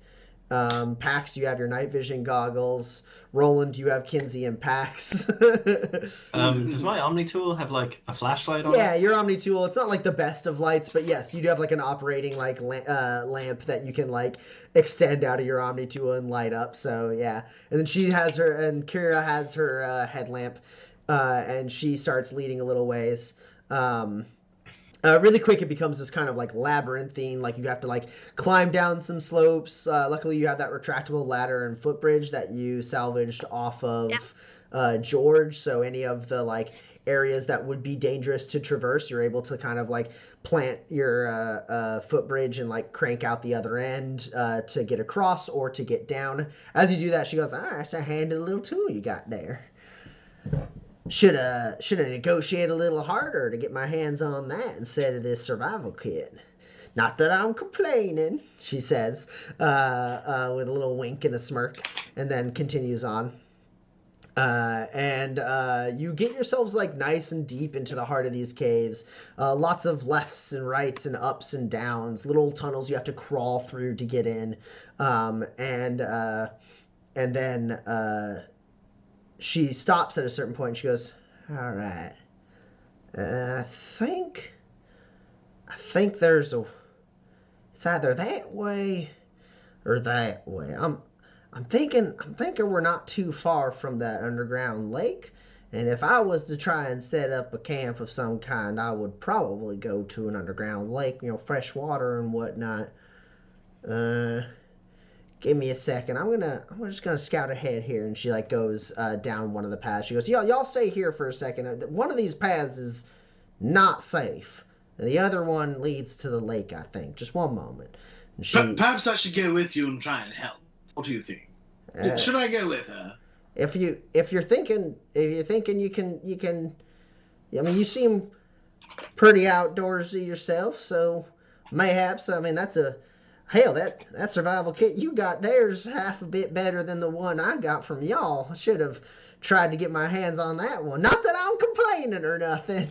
But yeah, you better take Kinsey with you. I've seen him rip a skunk ape limb from limb with his bare hands. If the one you've picked is not safe, be good to have protection. Mr. Bloodthirsty. All right. He loves to kill. All right. Well, you watch my back, but more importantly, watch your feet. I think there might be a scree slope down the way. I think I can handle it. And Kinsey and Kira make their make their way down the tunnel. Made in heaven. And you watch as like their lamps like kind of disappear around a corner. And Kinsey, you see she kind of slows her pace a little bit.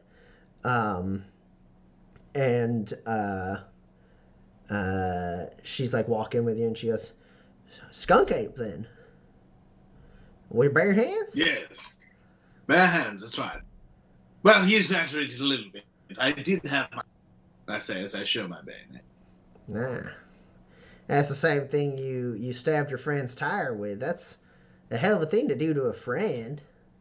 I mean, I don't have that many friends, so I wouldn't call myself an authority on the subject, but I know usually they don't like it when you stab their stuff. Yes, usually they don't like it when you steal. When you insult them and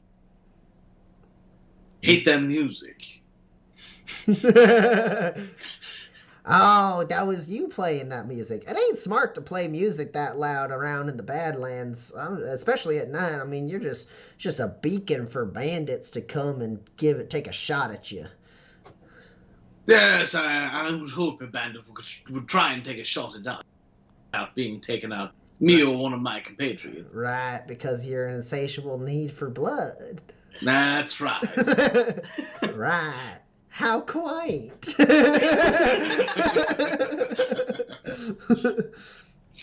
Now, which way did you say this underground lake was? Just this way, I think. And then she walks a little bit more, and she goes, "Wait." She puts her hands up, and she goes, "Did you hear that? It came from that little crack in the wall there. Did you hear that?" Can I look at the crack of the wall she's pointing at without putting her outside my field? Yeah, you can roll an observe test. I'm going to try and do that.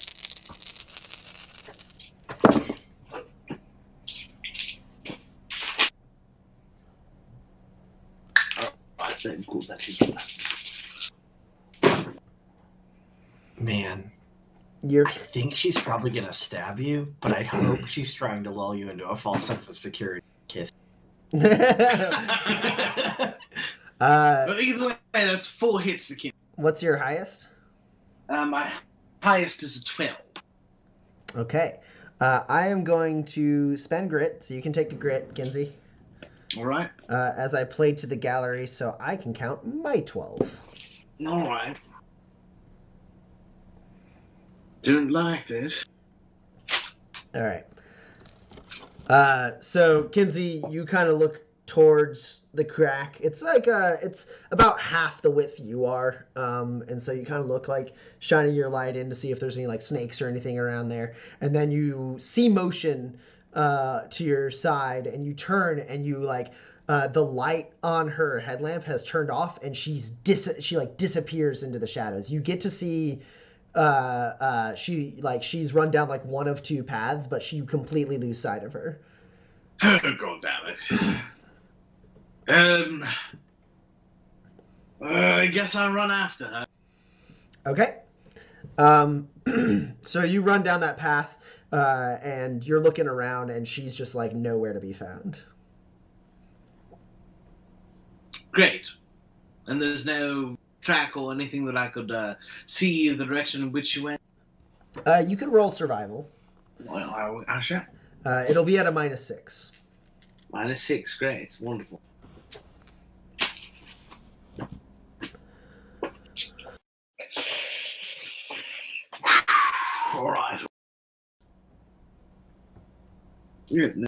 Meanwhile, Roland and Pax, you're just kind of sitting there in this kind of like part of the cave with a couple different like paths extending out from you.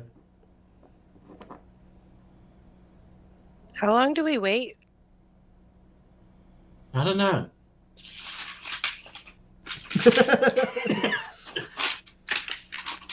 That's 2 hits for Kinsey. Okay. So, Kinsey, you get a sense of the path that she has taken. You think you might be able to follow it to where she's gone, but you don't think you can follow it at a speed that allows you to catch her. Fine.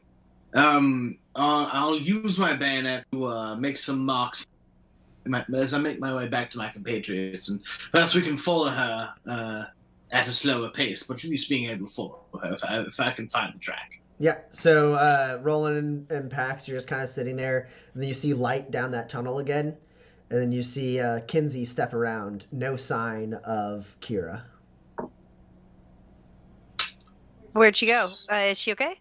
So she ran away. She ran away. Mm-hmm. She's going after our stuff, right? Yeah. Okay, great. She's a scavenger. I'm gonna go back out. I'm gonna run out. Try to find your way back out. Yeah. Okay. She went this way. Where are you going? To our stuff. Oh, that's fair enough. So you drop it down, and you drop down your night vision goggles. I'd like to flashback. Okay. Oh. I'd like to flashback that I drew chalk on the walls as we walked in. Okay. Do you have a machinery cube? I do have a machine. Okay, you can expend that to Can have... I get like 3 bundles of chalk? Yeah. Or I mean, something? you can just Okay. write chalk. It won't run out for a long time. Okay. But yeah, you have that way you're able to just kind of like draw along the way. So yeah, you spend 4 grit. You flashback. You don't have to roll to find your way out of this I hate nature. labyrinth. This labyrinth of caves along this path that has perhaps been intentionally difficult to follow. You just being cautious, we're drawing along on the wall to make sure you can find your way out. So Pax goes running off, shouting over her shoulder, "Going to our stuff!" And she like runs up away. Do you two follow Kinsey and Roland, or do you lose sight of her? I think Yeah, begrudgingly Kinsey does follow, yes. There's no scenario where, barring inability to do so, Roland loses sight of Pax. Sure. So as the 3 of you start rushing your way back out and deploying your ladder and like trying to like, double time your way out of this cave, I'll have everyone go ahead and roll an observe test for me at a -2. Are you sure it couldn't be athletics? Yeah, I'm sure that you can't replace observe with athletics. Oh, but what if I could? What if I just like worked out my eyeballs really hard? With clear sight, does that make it a -1? No, the -2 is because you're kind of focusing on like traversing the terrain as quickly as possible. Lucky for y'all, I only rolled a 2. Suck it. I rolled a 9, and I have 3 net hits. Okay. Same. I guess I'll stick with my 1 net hit. Okay. So there's a point where you've gone up a bit and you're about to start going down. And Kinsey, you're extending the ladder for the team.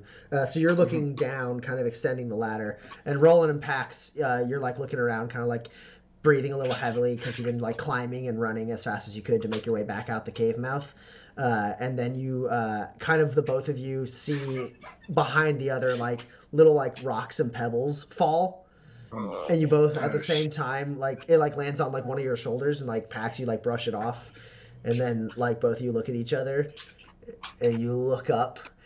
And Kinsey, as you're like extending and looking down this little like ravine, you feel like little like debris, like little rocky and dusty debris, like fall on the back of your neck, and you kind of like knock it down and you look at it. Yeah, Roland and Pax, you look up and you see. First, you don't see anything. You just see the top of the cave. And then the top of the cave moves a little bit, and that little dust starts falling, and then you're able to like jump out of the way as a giant rock flies down at you. As it's like the roof of the cave like rips apart, and part of it flies down at you, and then hanging there on the ceiling is a large. Muscular creature that would almost be apine, except for it's covered in stony, thick scales. This is what it looks like. No shit, that looks right. And it's hanging in the on the top of the cave, like on the ceiling, with like just like digging its hands into the stone, and it swings around, its little legs like kind of trailing out from underneath it, and you've moved out of the way from a giant stone it threw down at the two of you. And then you see again another bit of movement. You see two of these creatures circling above the three of you, hanging on the ceiling.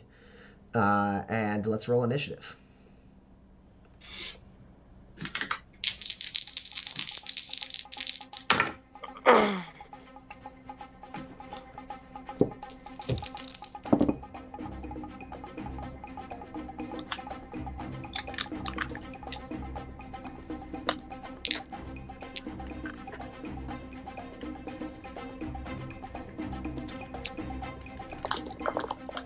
Oh my gosh, I realized I'm not using any of my new... Any of your new dice? Yeah, I bought a whole bunch of new dice. I was so excited about it. Stimulating the economy and all, and I'm not even using... All right, I didn't roll so great. Roland, you might be in luck. Did anyone get better than a 4? Yes. Hell yeah. All right. Kinsey, what did you get? 8. An 8? Holy damn. All right. Too slow, old man. Pax, what did you get? A 9. God. And Roland? I got a 5. That's really good. Good job, bro. Good job. It's not, and I know it, okay? That's really good for you. Mm-hmm. Yeah, you tried. You tried so. So Pax, yeah, the dust kicks up from the ground, the stone shatters everywhere as it hits the ground. You and Roland dive to either side. Kinsey, you manage to pull yourself around and see these two forms swinging on the ceiling top, looking down at you. They like one of them reaches up and just like pulls a chunk of the stone out of the ceiling to get ready to throw it at you. And Pax, it's your turn. Okay, so we were crossing like a ravine thing? You were kind of on like an elevated place above two caverns. It's like you had to kind of go up. There's like two like kind of larger, wider cavern spots on either side of you, and you're on like a part of the wall that doesn't exist between those two caverns, right? Okay. An elevated spot that's, maybe 10 feet wide. Okay, so my question is Roland going to have trouble navigating away from this fight as long as, like, if he was free to do so? I mean, there's the retractable ladder and footbridge that's almost completely extended down the one side you were going. Listen, I'm fine with heights. Yeah, also yeah. You know that he has his grav stability harness. Yeah, okay. What do you do, Pax? It's your turn. Yep, I am going to unholster one of Rosa's guns, and I'm gonna stuff it into Roland's hands. And I'm gonna say, don't you let her leave with our stuff. There's a kill switch, it's gonna take her a while. And then I'm gonna push him. You're gonna like kick him off of the edge? Yeah. This is a fight that I don't want him in. I would like him to keep going. So yeah, Same. Roland, you look up, you see these massive creatures above, and your head spinning with like, oh, how am I gonna die now? And then you're unprepared as you feel a hit on your chest. You look down, you see one of Rosa Valanta's. Oh no, I'm dead. Hard caliber pistols up against your chest, and Pax shoves your hand onto it, so you grab it, and she says like, you know, don't let her get away. And then she just like Sparta kicks you off of the ledge, and you go flying back. Roland, go ahead and roll a gymnastics test for me with the benefits of your grav stability harness. It's excellent quality. I forget if that's higher bonus to skill or if it also. It is a +2 to your gymnastics test. And every success you roll gives you 40 feet that you can safely fall. Did you get a hit? Did you get one success? I got 3 hits. I do a backflip. Yeah. So you got the gun, you get Sparta kicked, and for a second, like, your instincts kick, and you're like, what? Like, you like that, you get that retch in your stomach, but immediately it goes away as, like, instead of falling down, you just kind of glide out. And then, like, you swan dive back as you slide down a makeshift gravity well, and whoosh, like, kind of swoop up at the end and land cleanly on your feet. Is that all of my turn? I'll call it a quick action. Okay, great. I'm gonna throw a blinding shot at one of these rocks. Okay. Maybe rocks can be blinded. I don't know. I've heard of this. They're called rock monkeys. Roland's closer than Pax. Wait, to them? What? No. No, on name. Oh, sure. Okay. Pax, you're up against a 10. Okay.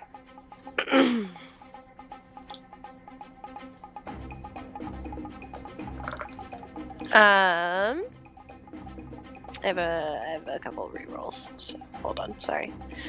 Hold it.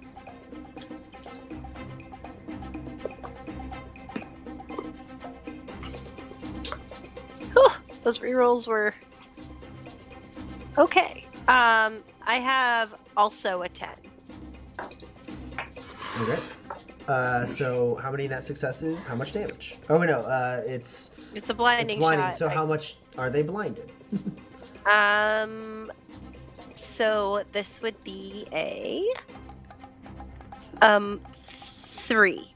Okay. -3. So you kick Roland, and then you see like one of the ones like rip like a stone off. It's hanging with one hand. It's winding back an arm, and you just reach into your bandolier and throw out a blinding shot. It pops right by this thing's eyes, and it like its little beady eyes like close against the brightness, and it pulls itself up, kind of stabilizing itself with one of its like shorter legs as it hangs with like a leg and an arm.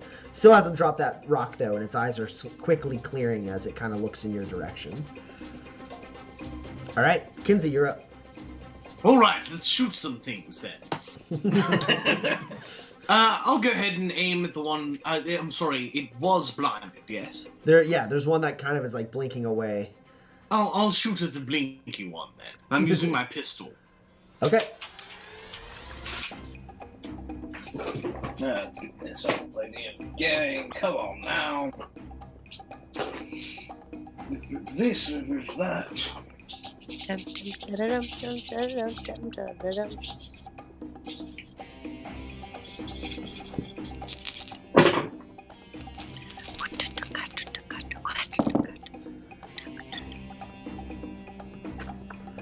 Oh no. Kinsey, I got 0 successes. Oh, good. That's great to hear. Yes. I've never fought one of these before. I missed the session where we playtested them. Well, at least that is 2 hits with the power of 5 and piercing of... Sorry, so it's 10 damage with the piercing... Okay. To our blinded friend. You sure you call that guy your friend? Yeah, so Kinsey, you watch as Roland gets kicked off the ledge and glides down.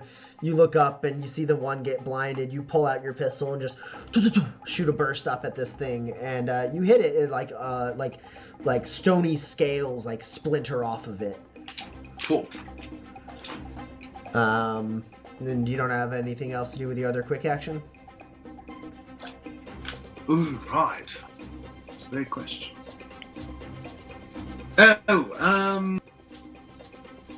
Would I know whether or not a gas grenade would affect? It would fill the whole area, so it would affect you in packs. Us as well, yes, that makes sense.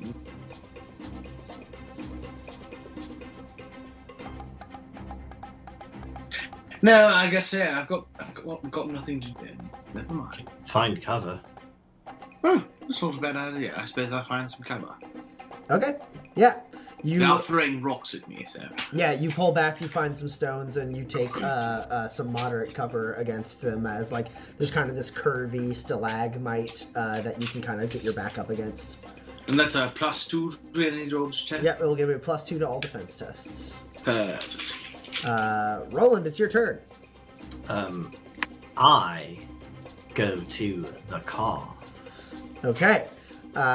Let's go ahead and do an athletics test and see how far you can run beyond like your normal runniness. All right, athletics. That's 2 hits. Nice. So yeah, you slide, you drop down, you hear like gunshots up above. You don't even look. You start running, and you spotted, like Pax pointed out, like the little marking she was making as she was walking down this way. So you spot that stuff and you start running. And thankfully you don't have any like ledges you have to like scale or anything. You just have to like there's like a couple of places that you have to like jump, but your grav stability harness like gets you part of the way. And you don't like fall short at all, and you start running. You avoid any scree slopes or like jagged rocks or anything that would like cut you or hurt you on the way, and you're just making good time making your way out of this cave. Great. And now it's the aggro pelter's turn. So Pax, the one you blinded, is going to huck that massive rock at you. Yeah. I catch it with my mind. I don't think you do. It'd be cool if I could, though. You didn't say it with enough conviction. You just have to believe, right? Oh, Illuminate. okay. So.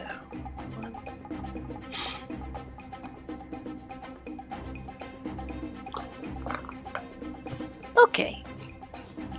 I have a 13. Okay, I have a 6.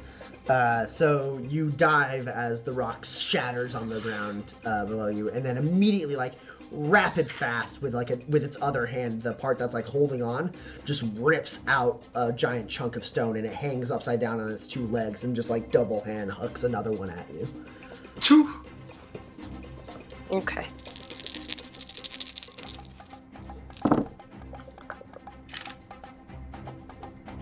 Oh no, my dice tower ate one of my dice. You're just seeding the tower for later. I guess so. It's Shogun. That's Alright. a 13 in there. I have an 11. I have 2 12s. Okay.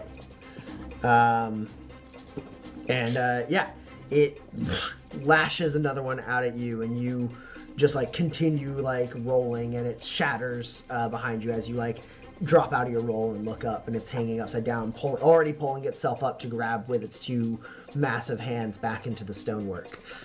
Meanwhile, Kinsey, the one that is not throwing at Pax, is going to huck stones at you. Perfect. So go ahead and roll a defense test. Remember, you have a +2 because of your cover. Right.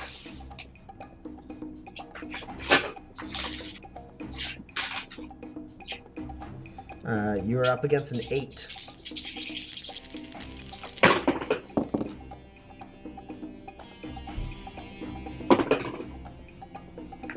Good. I just read, so it should be okay. Fingers crossed. Okay.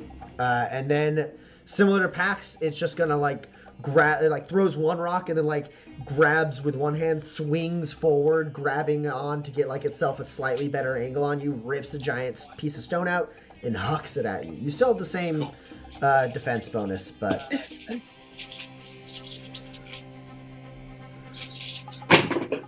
all right. What is your highest, Kinsey? Highest is 12. Okay. So my highest is not that high. It's like a 5. I'm not going to spend grit to get any better because I can't. So, everyone can take a grit as I'm going to have the aggro pelters double down. And Pax, the one that's blinded, is slightly blinded, is going to throw 2 more giant stones at you. Okay. So, the first one is only a 9. So, I'm at a -2. Actually, it's a 7. Sorry, I can't count the 9. Okay. Unless you get an 8, and then I might play to the guy. No, I have a 15. Okay. Second stone incoming. Okay.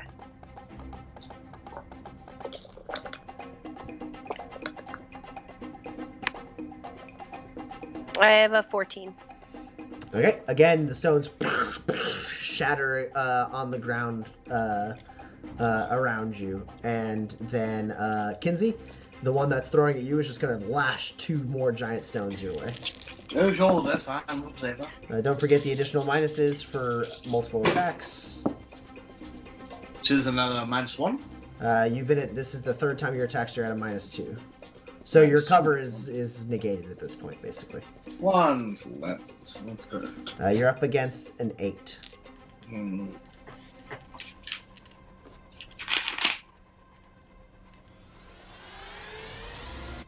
Right, okay.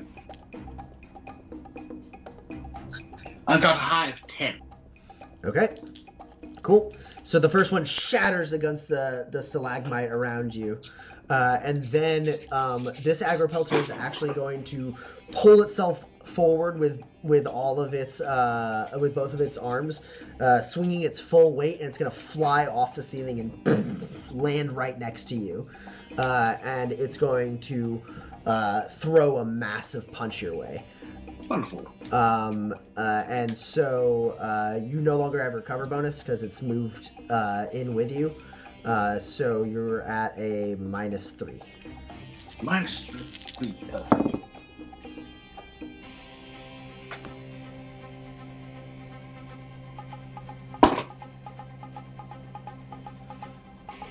You are up against an 11.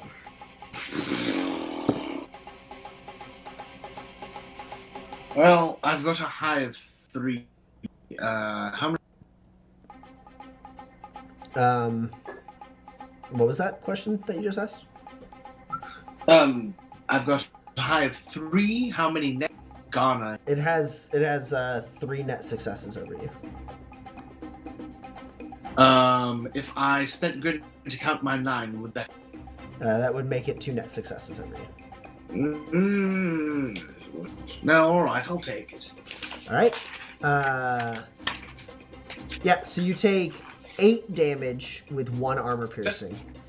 As this thing lands right in front of you, like goes right in your face, like little spittle like flying out at you, and then it clasps both of its hands above its head, like linking its hands together, and just smashes you in the shoulder, like driving you down towards the ground. Perfect. Oh no! And Pax, it's your turn again. How hurt is Kinsey? So I do have a question about that. 8 with the armor piercing. If that gets me down 1 blow on my hit points normally, would I have to make it 2 and keep 1 of my armor, or like if it?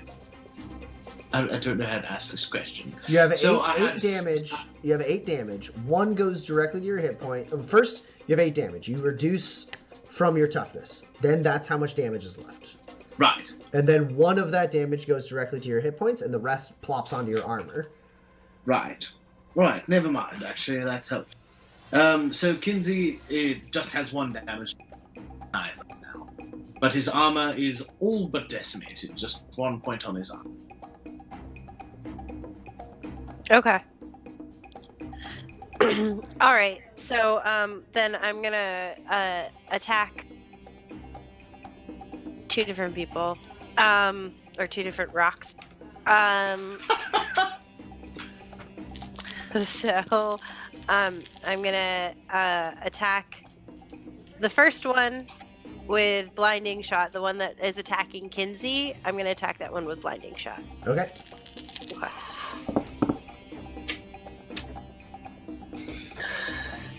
Oh wow. You're up against an 8. All right. Well, give me a second. I might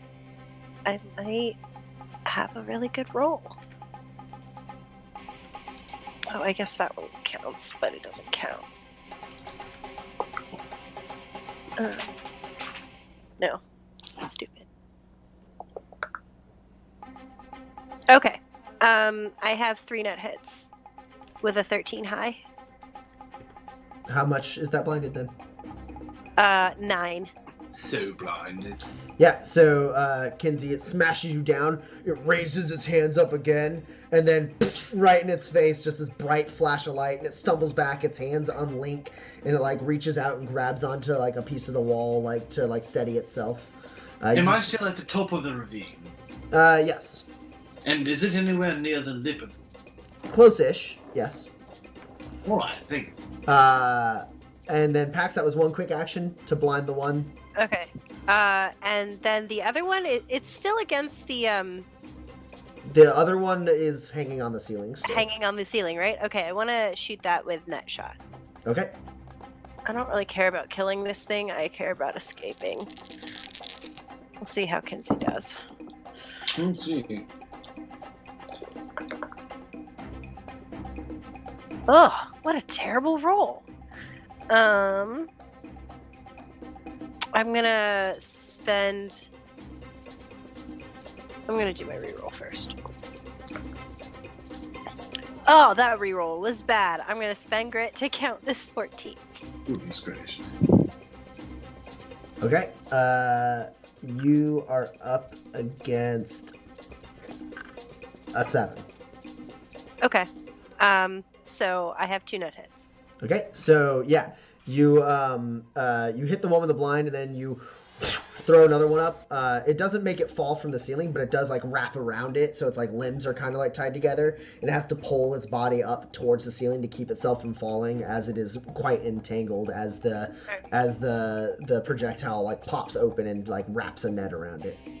Cool. And then Kinsey, let's make some distance. This is like their home or something. I don't know. Whatever. We should just go. What, the same way as Roland went? Yes. Yes, we We're should just just trying- run away. These are just animals, and I mean, I hate them, but we should just go. We're in their like house. We broke into their house. We should just leave. People That's hate it fair when you enough. break into their house. That's fair enough, alright. It's weird you telling me this, but... and I'm Kinsey, gonna it's your try turn. and get... Can I just, like, slide over... Sorry, what were you saying, Kinsey? Can I just, like, slide over to the ravine, get around the... Yeah, it's currently like blinking. It's very blinded. You can dart around it and make your way over to the footbridge that you have extended almost all the way down. That's what I'll do. Okay, and you just make your way down the footbridge. Yes. Okay. Yeah, we'll call that a focused action to get all the way to the bottom. Okay. You'd have to drop like the last like 5 feet. Wait, do I have to leave the footbridge there? No, I can still bring it. yeah. Also, it's my footbridge. I'm sorry, what was that? It's hers. It's her footbridge. It's mine. Right, I mean, but if I'm dropping down the last 5 feet, jump up and get it.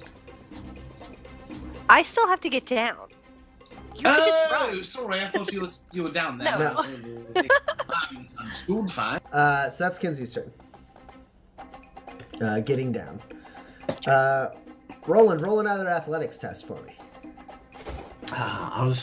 You didn't give me a chance to make it to the car, and then you would say, okay, and then we would go from there. Nope.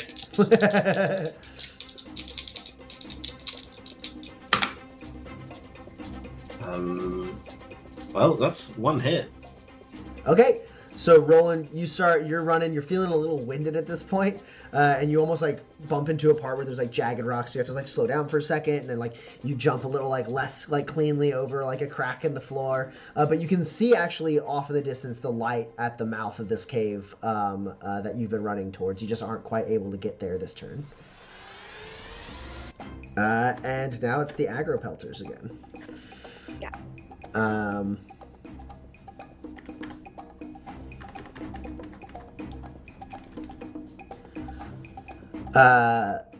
Pax, the one that you threw the net on, is going to drop from the ceiling and land next to you, and kind of like with the net like kind of like wrapped around one of its arms, it's just gonna try and smack you off of the ravine. Okay. Okay. Oh man, it might hit me.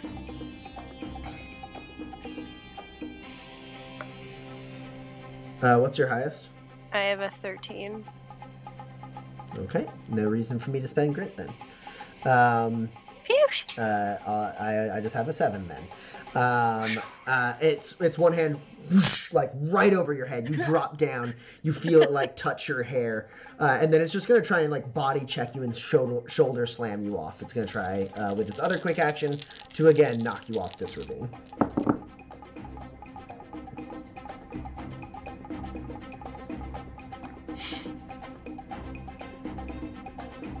I have a 16. 16? Alright, yeah. It tries again, but you kind of like move around it, and it like manages to stop itself before it like runs off the ravine. But it stumbles a little bit because it is still like entangled. And then as it like kind of like drops down to like steady itself at the edge, at the lip of this like drop, stone comes flying over its shoulder at you as the other one, the more blind one, just hucks a rock at you. Oh, it might hit me. Probably not. It's at a pretty significant It minus. is very blinded. I have a 9. All right, take a grit. Uh, It's gonna go it strong. And it has an 11. okay. So your highest was a 9? Yeah. Okay, you take 10 damage, no armor piercing. 10 damage? Mm-hmm. The strength at which this thing hucks this rock, you understand now, these rocks that have been shattering on the ground when they hit are not unsturdy stone. They're just being thrown with such force that they shatter on impact. I'm glad I told everyone to run. I think as I take a boulder to the freaking face. Yeah, I'll take an injury. Okay.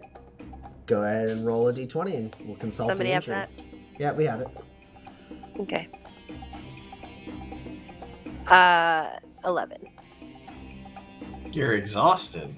Oh, I'm so tired. It's a -1 to everything. What? Oh, Uh, just on the next test? Do you have any toughness What? packs? Do I have any what? Toughness on your armor. No, I wear Okay. light armor. Yep. Exhausted is correct. You're a -1 to Is all this a tests. tier 2? Yes. Ah, got it. I was like, this seems brutal for a tier 1 injury. Nah, I it's think a we It tier would 2. be. So Okay. you have a -1 to all tests until that is healed. It's a tier 2 injury. Okay. Yeah, so you land there, you move out of the way, you're like, oh my goodness, because they weren't ready for that thing to try and shoulder check you off the ledge, and then you just like aren't quite prepared as like out of the darkness the stone just comes flying and it hits you like you're managed to like matrix dodge a little bit, so it doesn't quite hit you clean, but you like retch your back a little bit and fall on the ground and knock the wind out of yourself, and like you just realize how I didn't sleep last friggin' night. tired you are. You're like you're feeling the tired. effects of how like slow your reaction is. So slept. And then it is going to rush at you. Okay. And it is going to kind of try to do the same thing. It's kind of like with a sweeping motion, try to like smack you off of the ravine. Okay.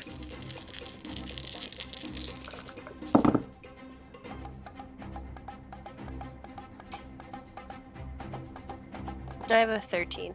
Yeah, it misses. It doesn't have enough grit to go it strong, even if I had the option. So you like get up on one knee, you're like, oh man, and you're catching your breath, and like just like it leaps over its companion that's like netted and like lands right next to you. It's like, and like just like swings like an uppercut, like as it tries to smack you off of this thing. But you manage to like stumble back, and like a big chunk of gravel like goes like skittering up onto the ceiling as you like move out of the way. Sure. And it is your turn, Pex. Great. I'm gonna take the ladder and footbridge. Okay. I'm just gonna unhook it as it is Uh-huh. and knock it down. Okay. And then I'm gonna shoot my grapple gun. I'm gonna rappel down with my grapple gun. Sure. So Kinsey, you step back, you're looking up, you hear like the screams of the aggro pelters above and like stone shattering, and then you just see like you're looking up and all of a sudden you stumble back as like the retractable ladder and footbridge just drops 5 feet and like lands and like starts tilting down to like fall on you, and you step out of the way, and then you watch as Pax like Batman style like just like hits like a point of the ceiling and swings down and repels. Go ahead and roll gymnastics for me, Pax. Time to go, Kinsey. At a +1. I'm so tired. So I guess a no modifier because you're at -1. No modifier for gymnastics. Yeah. What is my gymnastics? Oh, my gymnastics isn't great. Can I use athletics? Nope. Okay. Well.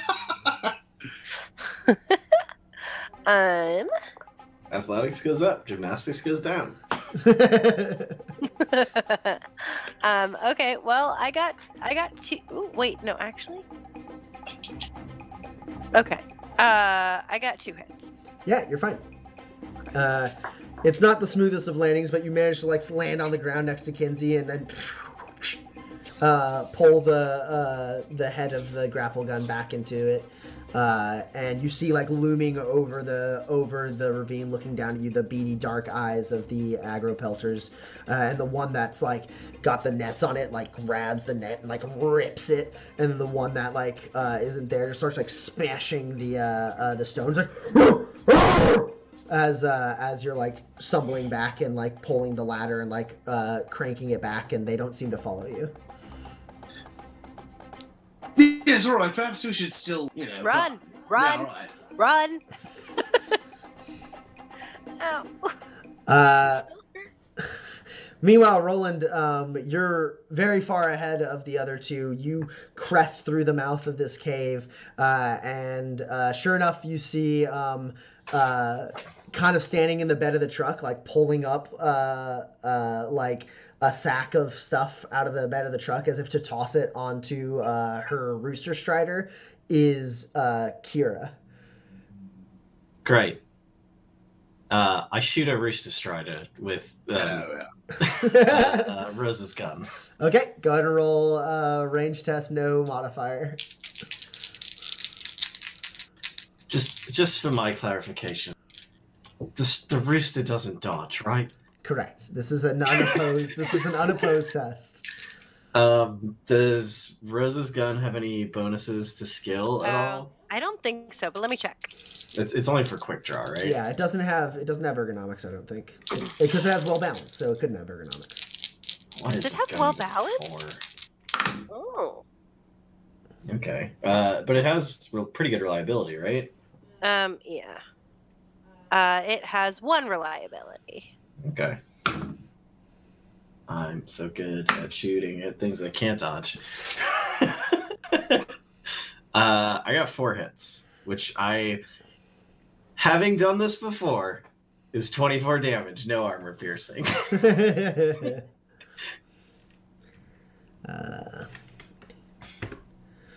Okay.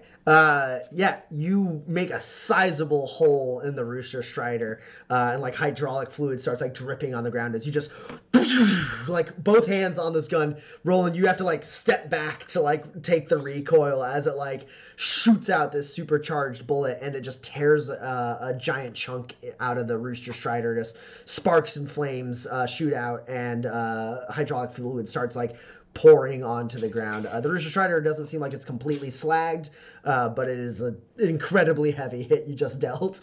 And she sees that and just drops the sack that she has. She goes, whoa, hey, you're all right. I lost you guys. Nope. No. Here's the thing. I can respect a very good grift, but now you've failed. So stop trying. I'm much better than you at this part. You can roll either manipulate at a -1 or intimidate at a +4. I'll roll the intimidate at a +4. All right.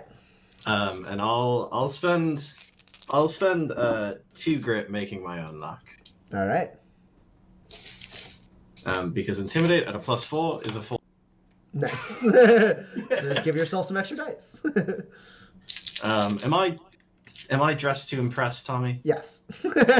Cool. The gun in your hand is you being dressed to impress. There's a reason I gave you that gun.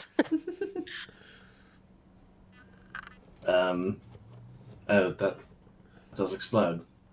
Well, I have a 10. Oh, that's another 15. Okay. Well, alas, it is but the 2 15s, but they are 2 15s. So she like puts her hands up and goes, all right, you caught me. Yes. Out of the truck now. Yeah, sure, whatever you say. And she hops out of the truck, and she like, as she does, she like bends and looks at like the hole you put in a Rooster Strider. She goes, damn, kind of firepower's in that handgun. You can find out. If I'd noticed you had something like that, maybe, things could have gone differently. But hey, no harm, no foul. Or was there harm? She says, like, looking over your shoulder. And then you see, like, Kinsey and Pax start to come into the light of the mouth of the cave. She goes, oh, good. See, no harm, no foul. Everyone's all right. Okay, so the survival kit, yes. Yeah. Give it back. Sure. And she, like, reaches and, like, tosses it onto the ground. Okay. Dan has forgotten due to lack of sleep. Did we give her more stuff? No. No. You promised to, like, let her salvage more things, but Yeah. you didn't come across any more salvage. Great. Okay, and now I am going to look through the rest of your salvage privateers, because that is the one way in which you can be helpful to us now. And if you are not helpful to us, I will become more angry than I am. And I'm taking that motorcycle.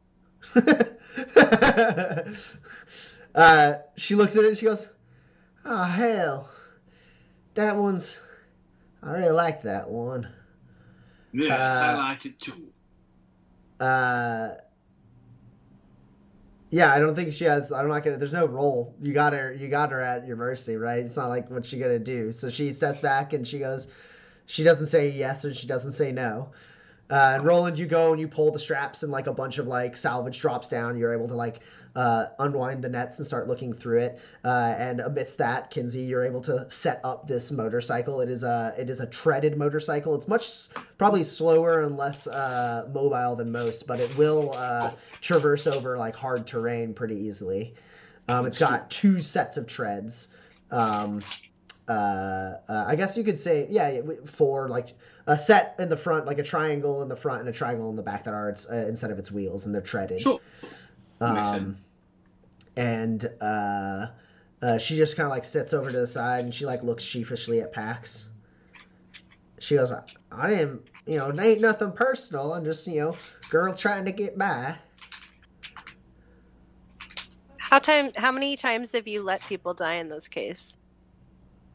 I mean, usually I just find them dead without any intervention. Okay. You know that there's like rock monsters in there? Yeah, they do a lot of my work for me. Mm-hmm. Mm-hmm. But hey, I mean, if... Did you do that to the Riveteers? No. I ain't ever seen the Riveteers, and I'd never crossed Tusk from what I heard. She's not someone you want to mess with. Okay.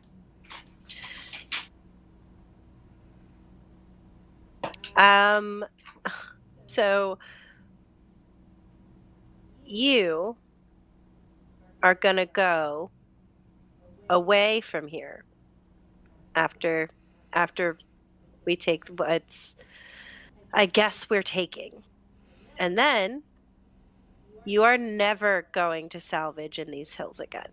You're going to find another ground. You can roll Intimidate at a +4. That's fine. That makes me better than Roland. Oh, just because you have just like very well-toned trapezes. So many muscles. I just like show her my 20-pack. All right. You're up against a 10. 20, like Jesus. I don't know. I've never had that. I've never had I abs. think that's like the Goku bubbles on your stomach. That's the Dragon Ball guy, yeah? Yeah. Yeah. I have a 16 How many nut successes? over 10. 10. 3. She goes, fine. All right. Look. All right. Hey, I'm glad y'all made it out. You seem like good folk, but if I can scrape something by, I'm gonna try and scrape something by. That's the only way to You live out could here. have just asked for a little more. Yeah, 'cause that always goes so well. Well, the worst thing that happens then is that we say no. No. The Worst thing that happens then is someone says I presume too much and they put one between my eyes. I usually don't even talk to folk, but y'all ran me down.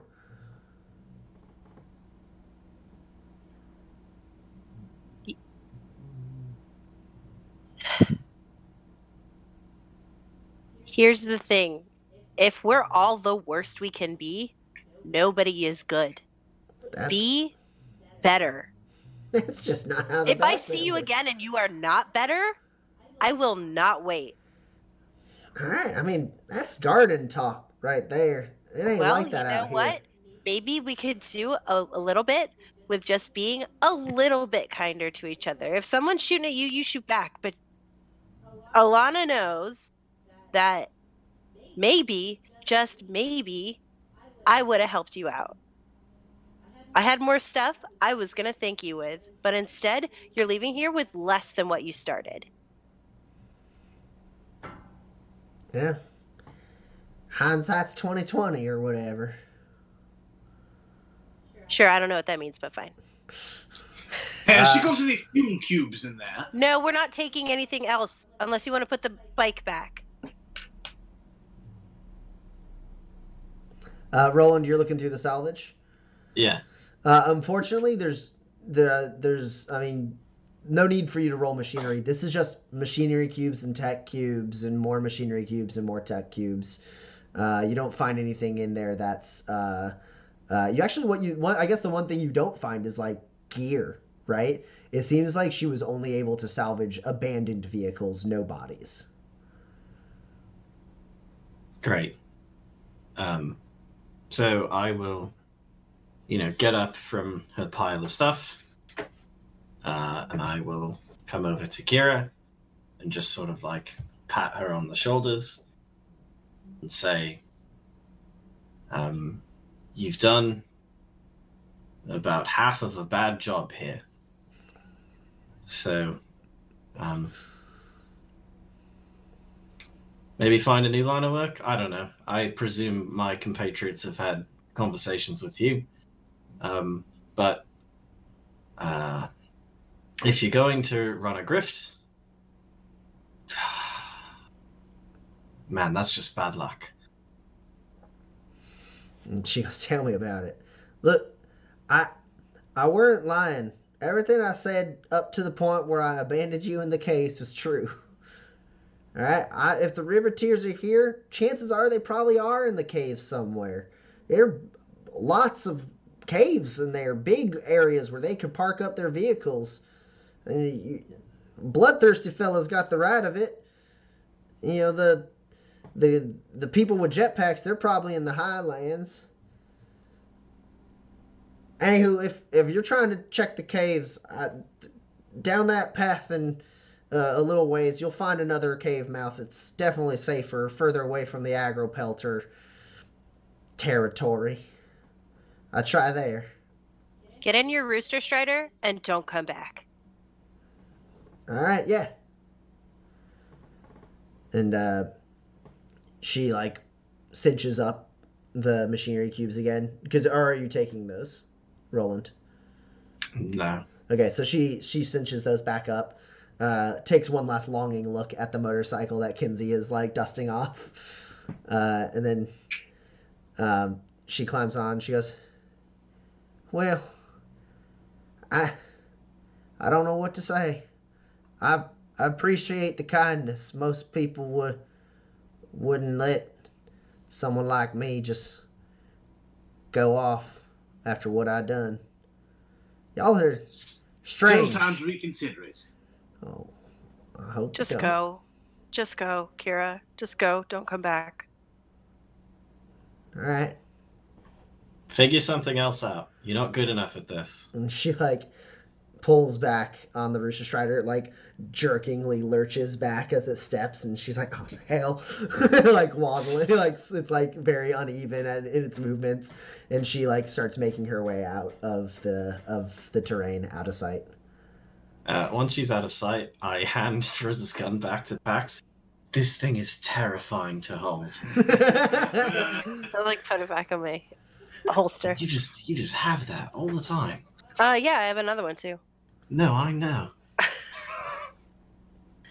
But that doesn't seem to matter. Or I guess it's the only thing that matters. God damn it. I don't know what I'm gonna do. I'm gonna walk over there and maybe shoot some stuff. I'm so mad. Pax, as you make your way over there to kind of like sulk and look out down the like canyon, you hear a crackling at your hip, and you look down and there's that radio that you took off of the Riveteer. Yeah. That kind of like short band radio, and like you kind of look at it for a second, and then the light on it lights up again. You're Roland? Yeah, what's up? I think the radio's working. Oh, that's very good. I don't know. It's like I can't hear anything on it. Can you just come here? Yeah, I'm coming. I'm walking and talking. I can do two things. Don't test me. You get over there, Roland, and you see like she's holding the radio. The lights up, and you're like the sound of static, followed by like northern region. On your six. All right, well, we're just gonna do one more pass here, and then we'll come back around to camp. Make sure you check around the western sides too. We'll smoke these guys out eventually. And it stays steady, and then like in the distance you hear. This was a radio we took off of Riveteer or Cloud. No, a cloud cutter. It was one of the. You said riveteers first. Oh, sorry. Yeah. No. I was very confused. No, you've. It was off of a dead cloud cutter. Yep. Oh shit. And then you hear the unmistakable sound of aerial engines somewhere. We should go to that other cave maybe, and then get inside it, perhaps. Is that going to help if they smoke us out? Well, I think it's a figure of speech.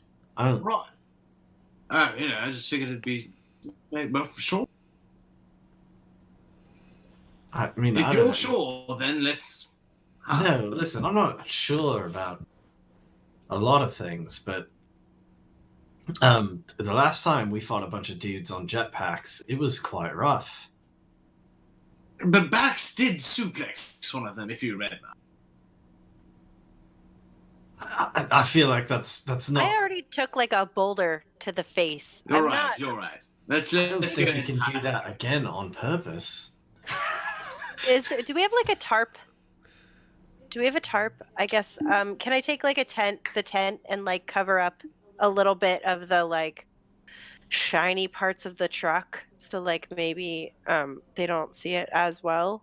Sure, yeah. If you want to try and like quickly like set up kind of a hasty camouflage on the truck, you can attempt to do that. I'd like to assist using my knowledge and survival to make it look like a part of the canyon. Yeah, sure. You can definitely roll.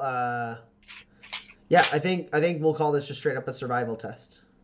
Do I get a +1 from the kit and a +2 for calling aspects? Maybe I'll help you. Maybe I have the idea, but you can. Your kit can help you because your kit you can use to like really quickly like shovel like debris and stuff onto the tarp and like try to like rub dirt into it and stuff. Sure.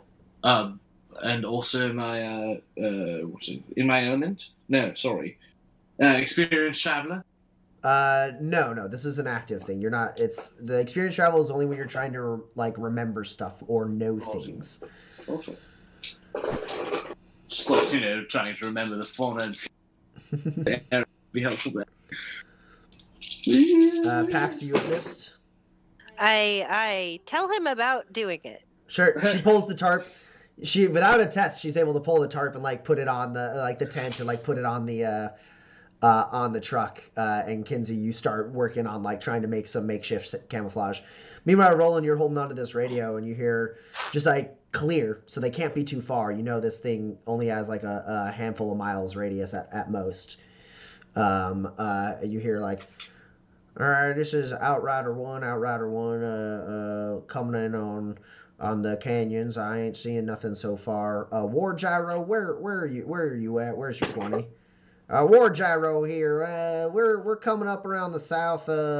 Think I see a someone on a strider. I'm gonna go in for a little closer look. She don't look too well.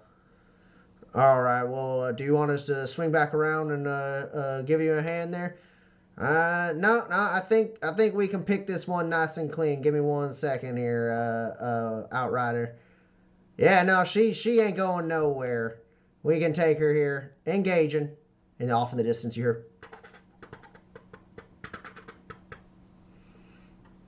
And she's down. All right, well, Outriders, if you want to come around this way, swing through, we might be able to salvage some stuff off of her. And it looks like she might have just been some scavenger, but we don't want anyone getting out and talking about what they've seen around here. Roger that, War Gyro. We're coming around to your position here. We'll swing through the canyons. And then you hear getting a little closer.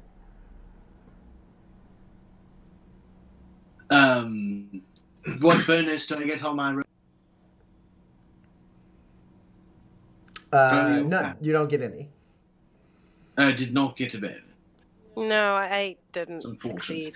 It's alright, I'm going to spend 2 grit to play to the gallery. That way I can count these 2 15s and reroll both of them.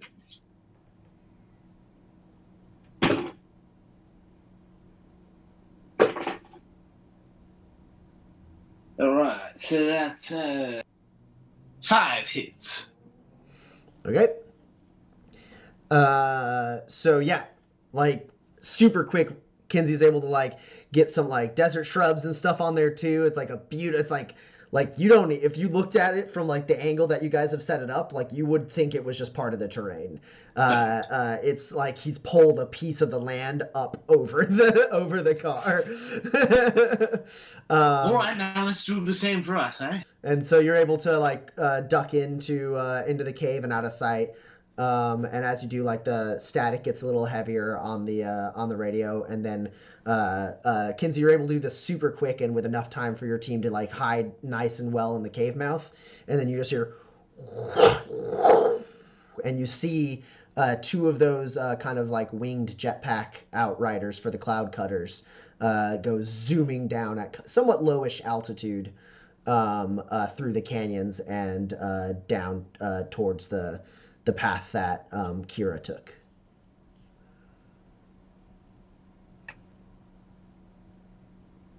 What do you say? Do we try and find the Riveteer?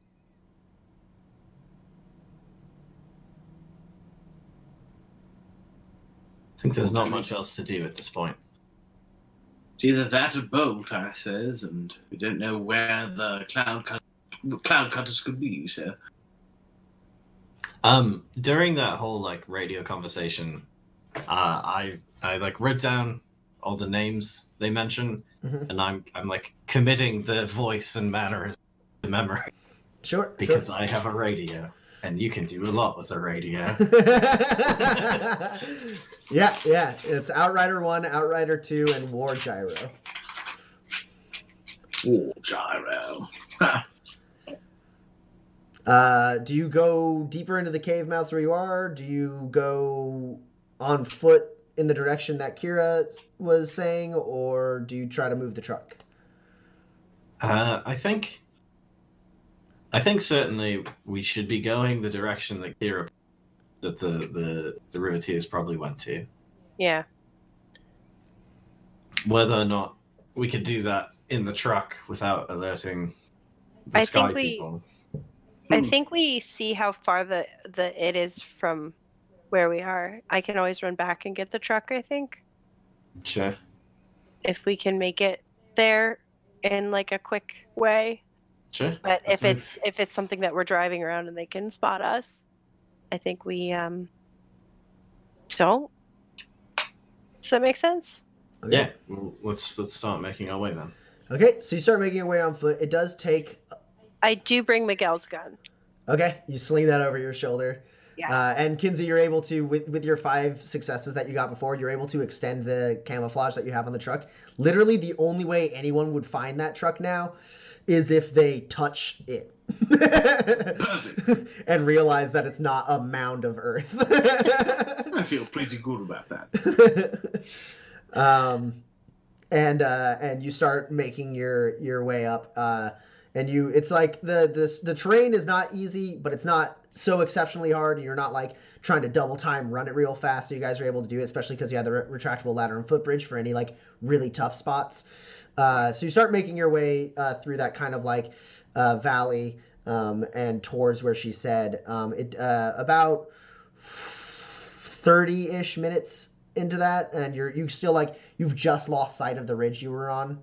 Right, as you've kind of like made your way up and down over a bunch of terrain and around a bend, you've just lost sight of where the truck was, and then off in the distance, Kinsey, you're able to see kind of a wider, lower cave mouth, which is probably the one that Kira was suggesting to you. All right, looks like that's where we're headed. Any thoughts? Are we just gonna barrel right in? I don't think we have much of an option. We can't stay out here. Well, let's get moving then. Any chance we could fix my armor on the fly? Yeah, someone could roll machinery at a -2 to do it while moving. Yeah, sure. I'll do the same for my own arm. Well, okay. I'm sorry. What was the modifier? -2. Thank you.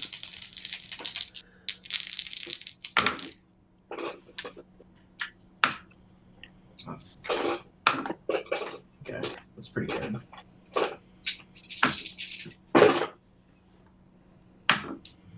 Man, Omni tools are great. I tell you. Your armor heals 7 hit points. Nice. Fully patched up. That's way more than it needed. Shit. It turns out the boulder hit the front, and I just had a whole front. Oh. I only got 2 hits, so that's 5 armor. 5. Thank you. As you guys travel, it's another like 30-45 minutes on foot to make your way to the cave mouth, and as you're getting kind of close to it, Roland, the radio crackles again, and you like hold it up to your ear. It's pretty distant, and it sounds like it's getting more staticky and faded, like they're maybe moving away from you, and it's all right. We'll see what she has to take her to talk to. We're done for today.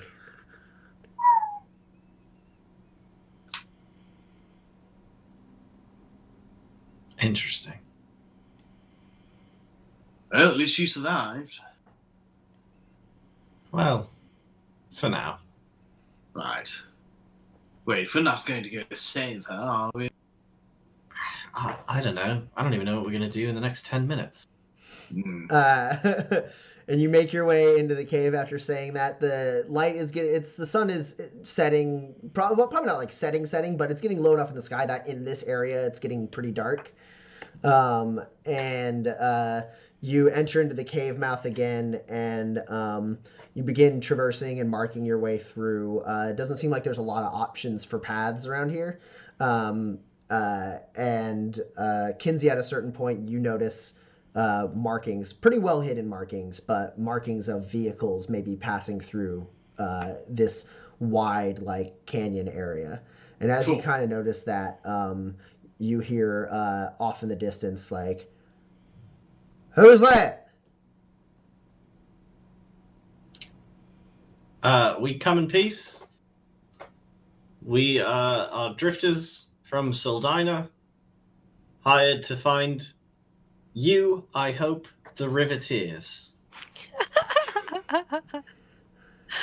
There's a slight pause, and then like a flashlight shines on in the distance, and then another one shines on, and 2 people walk up towards you, guns at the ready. And you kind of see them as like the lights like kind of like angle down towards your knees, and you see they are wearing like denim armor, like with like patches of armor on them, and they both have red and white bandanas pulled up over their faces. Oh, thank goodness. And they don't like lower their guns completely; they just lower them a little bit. And they said, "Soldina sent you, drifters." Alma says hi. And they like look at each other, and the girl goes, and she like lowers her gun. She goes, "Well, damn, it's about time for some good news. I suppose you want to talk to Tusk." That would be great. Suppose we do. "All right. How'd y'all find us?" she says as she like gestures for you to walk with him. The guy seems a little like less comfortable, but he doesn't like, he lowers his gun, but he's like kind of like keeping an eye on you. Well, let me tell you, it was an ordeal. So you start telling it, and like about halfway through the story, they're like, "All right, we're almost to camp. Y'all mind if we take your weapons? You know, make sure we do our due diligence, and then you can talk to Tusk and get them back. But until then, I can't really let you in the camp with the weapons on you." Oh yeah, that's fine. I wasn't going to do anything with this pretty much ever. So they collect your weapons unless you guys try to hide any weapons. No, but I do hilariously, like Carol does when they first walk in on The Walking Dead, just sort of with like Miguel's gun, just Miguel's gun, both of Rose's gun, my knives, my other gun, my bow, chose quiver, all of my flechette bandoliers, like they can tell me. I do keep my concealable knife because I don't ever get rid of that. They look at each other, and the woman says to the guy, "They're drifters." She's compensating for me. Do you guys need a hand carrying the bag with the gun in it? It's pretty heavy. Maybe, Carl, how about you just wait here and with the stuff? And he goes, sure. You be safe. She goes, oh, it's fine. They're friends. And she waits for the three of you to follow as the other guy sits back with all of your gear. Just like looking at it, like looking at Miguel's gun, like leaning in a little bit to try and get a look at it. And you move through like a thin little like crack in the wall. You have to kind of like slide through, and then it opens up into a larger like cavern with a stream running alongside it. A really, really wide stream, like big lake-size stream that's just like pouring its way across this cavern. And you see a few vehicles parked at the mouth of another cave on the other end of it. And there's a very small, ramshackle-looking camp of a few different tents there. And they all kind of look and see this woman step out, and she goes, got drifters from Soldina that have come a hell of a long way to find us. Someone go fetch Tusk. And a couple people come up and they're like, drifters? Howdy. Hey, how'd y'all find us? Wait, did you run into any cloud cutters along the way? Is it just the three of you? Like everyone's just asking a bunch of questions. Well. Roland starts holding court, answering questions, and telling people, answering what questions he can, and telling people stories. Yes, when he a full jetpack suplex. And then the crowd, you notice like that's around you. It's about 8 to 10 people. They quickly part after a minute or so of Roland kind of talking with everyone, and they kind of split off to the side, and everyone goes kind of quiet and steps off as this large form comes walking up towards you. It is a heavy-set woman with broad, muscular shoulders, and she's wearing armor that is like patches of plating connected by chainmail. And you see her left arm and left leg are cybernetic. And she has on her face it's kind of like bronze-like looking stylized mask, metal mask. That is kind of a stylized humanoid-esque face. The left eye is not there. It's just smooth metal there. And then there's a small slit over where her right eye would be. You're not 100% sure how old she is. Her head is shaved with gray stubble. And she's got tattoos and scars over the parts of her body that are visible. And coming out of the jawline of this mouthless metal mask are two swooping sharp tusks. And on her hip is a massive scatter gun, and slung over her shoulder is like a massive melee weapon made of like gears and car parts welded together. The whole crowd goes dead silent as she comes walking up towards you, and she looks at you all for a second, kind of scanning over you, or at least you assume. You can't see her eye behind that slit. And then after like a brief moment, she goes, kill him. And then turns, and the whole group is like, oh, and they like reach for their weapons and start drawing and pointing their weapons at you guys. You cannot be serious. A bird almost got me. A fucking bird almost got me, then a rock monster, then a lady on a rooster strider, a jetpack man. No, I refuse. No, you will not just shoot me without first talking to me. She turns back to you and she goes, I don't know what Koenig told you. I don't know why he sent you here to die, but you all been sent here to die. He thinks he can get under my skin by painting that symbol on your ugly mug, he says, pointing at Kinsey. And she goes, no. Whatever games he's trying to play, I ain't interested. Sorry, what? What? Hold on, no, you've got to clarify. No one here knows what's going on. This is my symbol here. You see, this represents me. Last time I saw that symbol, she says, like walking up towards you. You see, she towers over you, Kinsey, and you can feel like the heat of her breath coming out from under her mask and down at you. And she goes, "Last time I saw that symbol was when one of Koenig's goons put a bullet in my brain and drove me over a cliff and left me for dead. He's saying it's gonna happen again? No, I ain't out of this fight yet. He'll see." Who is Koenig? Who are you talking about? She stares like at you for a second, turns towards Roland and Pax, and turns back to you. No, really, like swear to you, no one knows what you're talking about. I'm looking at some of your guys. I don't think they know what you're talking about. They're pretty like they're more confused. Like they were like, I thought these were drifters. He seemed like a nice guy.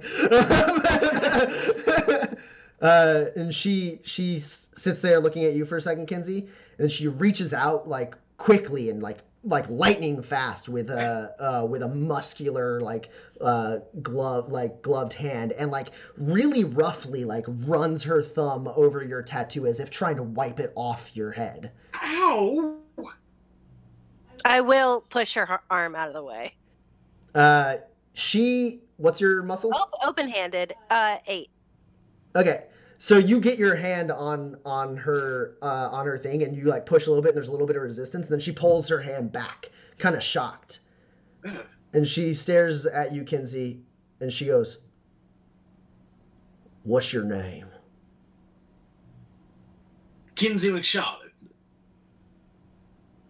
Although some call me Ken Sharp. This of all times. You say she you say that, and she like takes a step back, and then takes a like small tentative step forward, and she goes, "Houndsy?" You've got to be kidding me.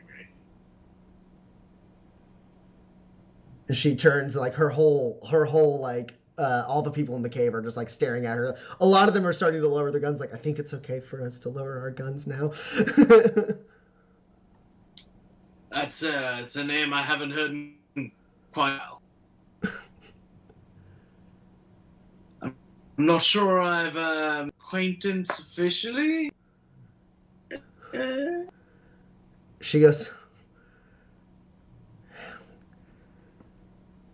We should talk in my tent.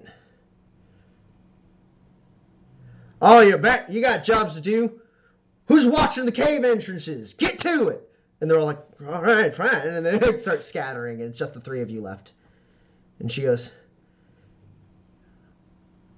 "It's you then." It's me. And she I'm assuming grabs like one of the tusks on her mask and reaches up and like clips a thing. And she lowers the mask. And she's older than you remember and much more war-torn than in the past. But despite your faint, vague memories, you believe you're looking on the face of your mother. And that's where we're going to end the session.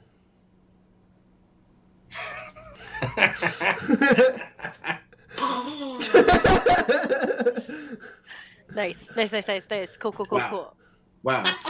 I can't wait until Pax finds that out. She's gonna be so excited.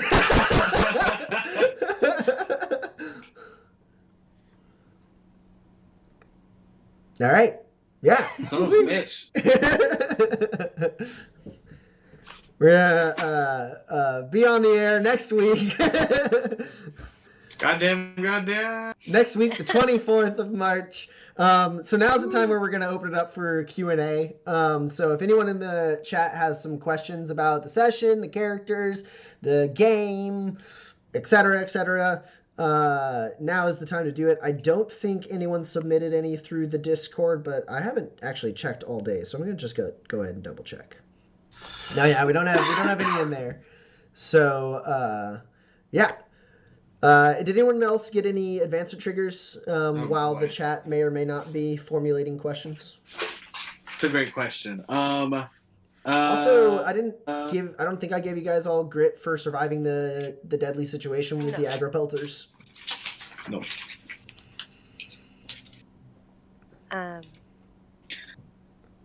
No, I don't think I got away with breaking the law. I gotta change that. There's no laws out here, guys. There are no laws in the Badlands. Yeah. Weird. If you're in a town, there are laws you can break, but when you're out there in the wild, no laws anywhere out here.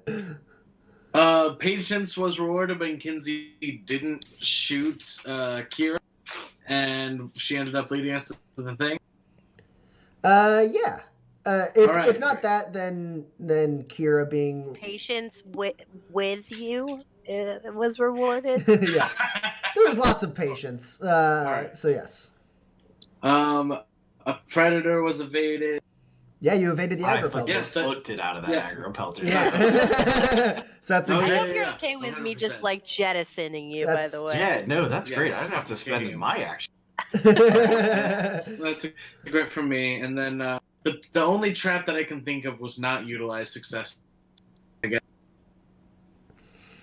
Yeah, she didn't manage to successfully trap you guys. So Did I show someone how to survive in the? then again, there was a net shot. Oh, Every session, I just gotta do a net shot. Just And like we got net away. a lizard at the beginning of every session. I did it. I mean, it was the thing that really made it successful wasn't just the fact that you netted it. It's the fact that because you netted it, it failed to like smack you off of the cliff edge twice. Right, absolutely. That was successful. And then I showed them how to survive. There's a very good camouflage on the car. Yeah. Oh, Yep. there's a very, very good. Yep. True. Yeah, that was a great roll. That made me really happy. Yeah. Yeah. You made that truck disappear. Haha! Prestige. So that's 186 then? Yes. I have us already at 185. Yeah, I have us at 185 too. So I think we it hit would be- 195. I think we got 10 this time. I got 3, and then you both got. I got 3. I didn't hit my 4th one. And And Unless then- you can think of a time I pushed my chance. You shot that gun and didn't fall over. No. No, I knew I could do that one. And Kinsey, you got 4? Yes, I got 4. So yeah, 10 Or XP for everyone. All right, I don't see any questions in the chat, so we'll go ahead and wrap up this session on that nice little reveal at the end, and we will pick this up March 24th at 8 p.m. But between now and then, the resurgence of GM Styles will be on this Thursday. What time? Thursday, 8 Central, so that's 9 Eastern and 6 Pacific. And Mountain Time, you also have a time zone. It will be 7 at that time. We're gonna have a good old chat for about an hour, maybe 90 minutes if there's a bunch of questions. But we're gonna go over basically the first part of running a game online. Yeah, I'm and really looking forward to it. A big part of GM Styles is the Q&A part. So if you have any GMing questions you want to send Addie's way, you can do it in the chat live, or if you want to do it ahead of time, you can email them to manifesttherepg@gmail.com. You can also tweet at her. Your Twitter is...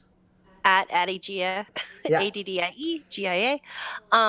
Or you can send it to Manifest, which is at Manifest Yeah. RPG. There's also The Yeah, hashtag. go ahead. Yeah, there's the hashtag. It's Ask Addy, right? Yep, that's right. If you can just throw it out into the ether with Ask Addy on Twitter, and we'll search it up and find it.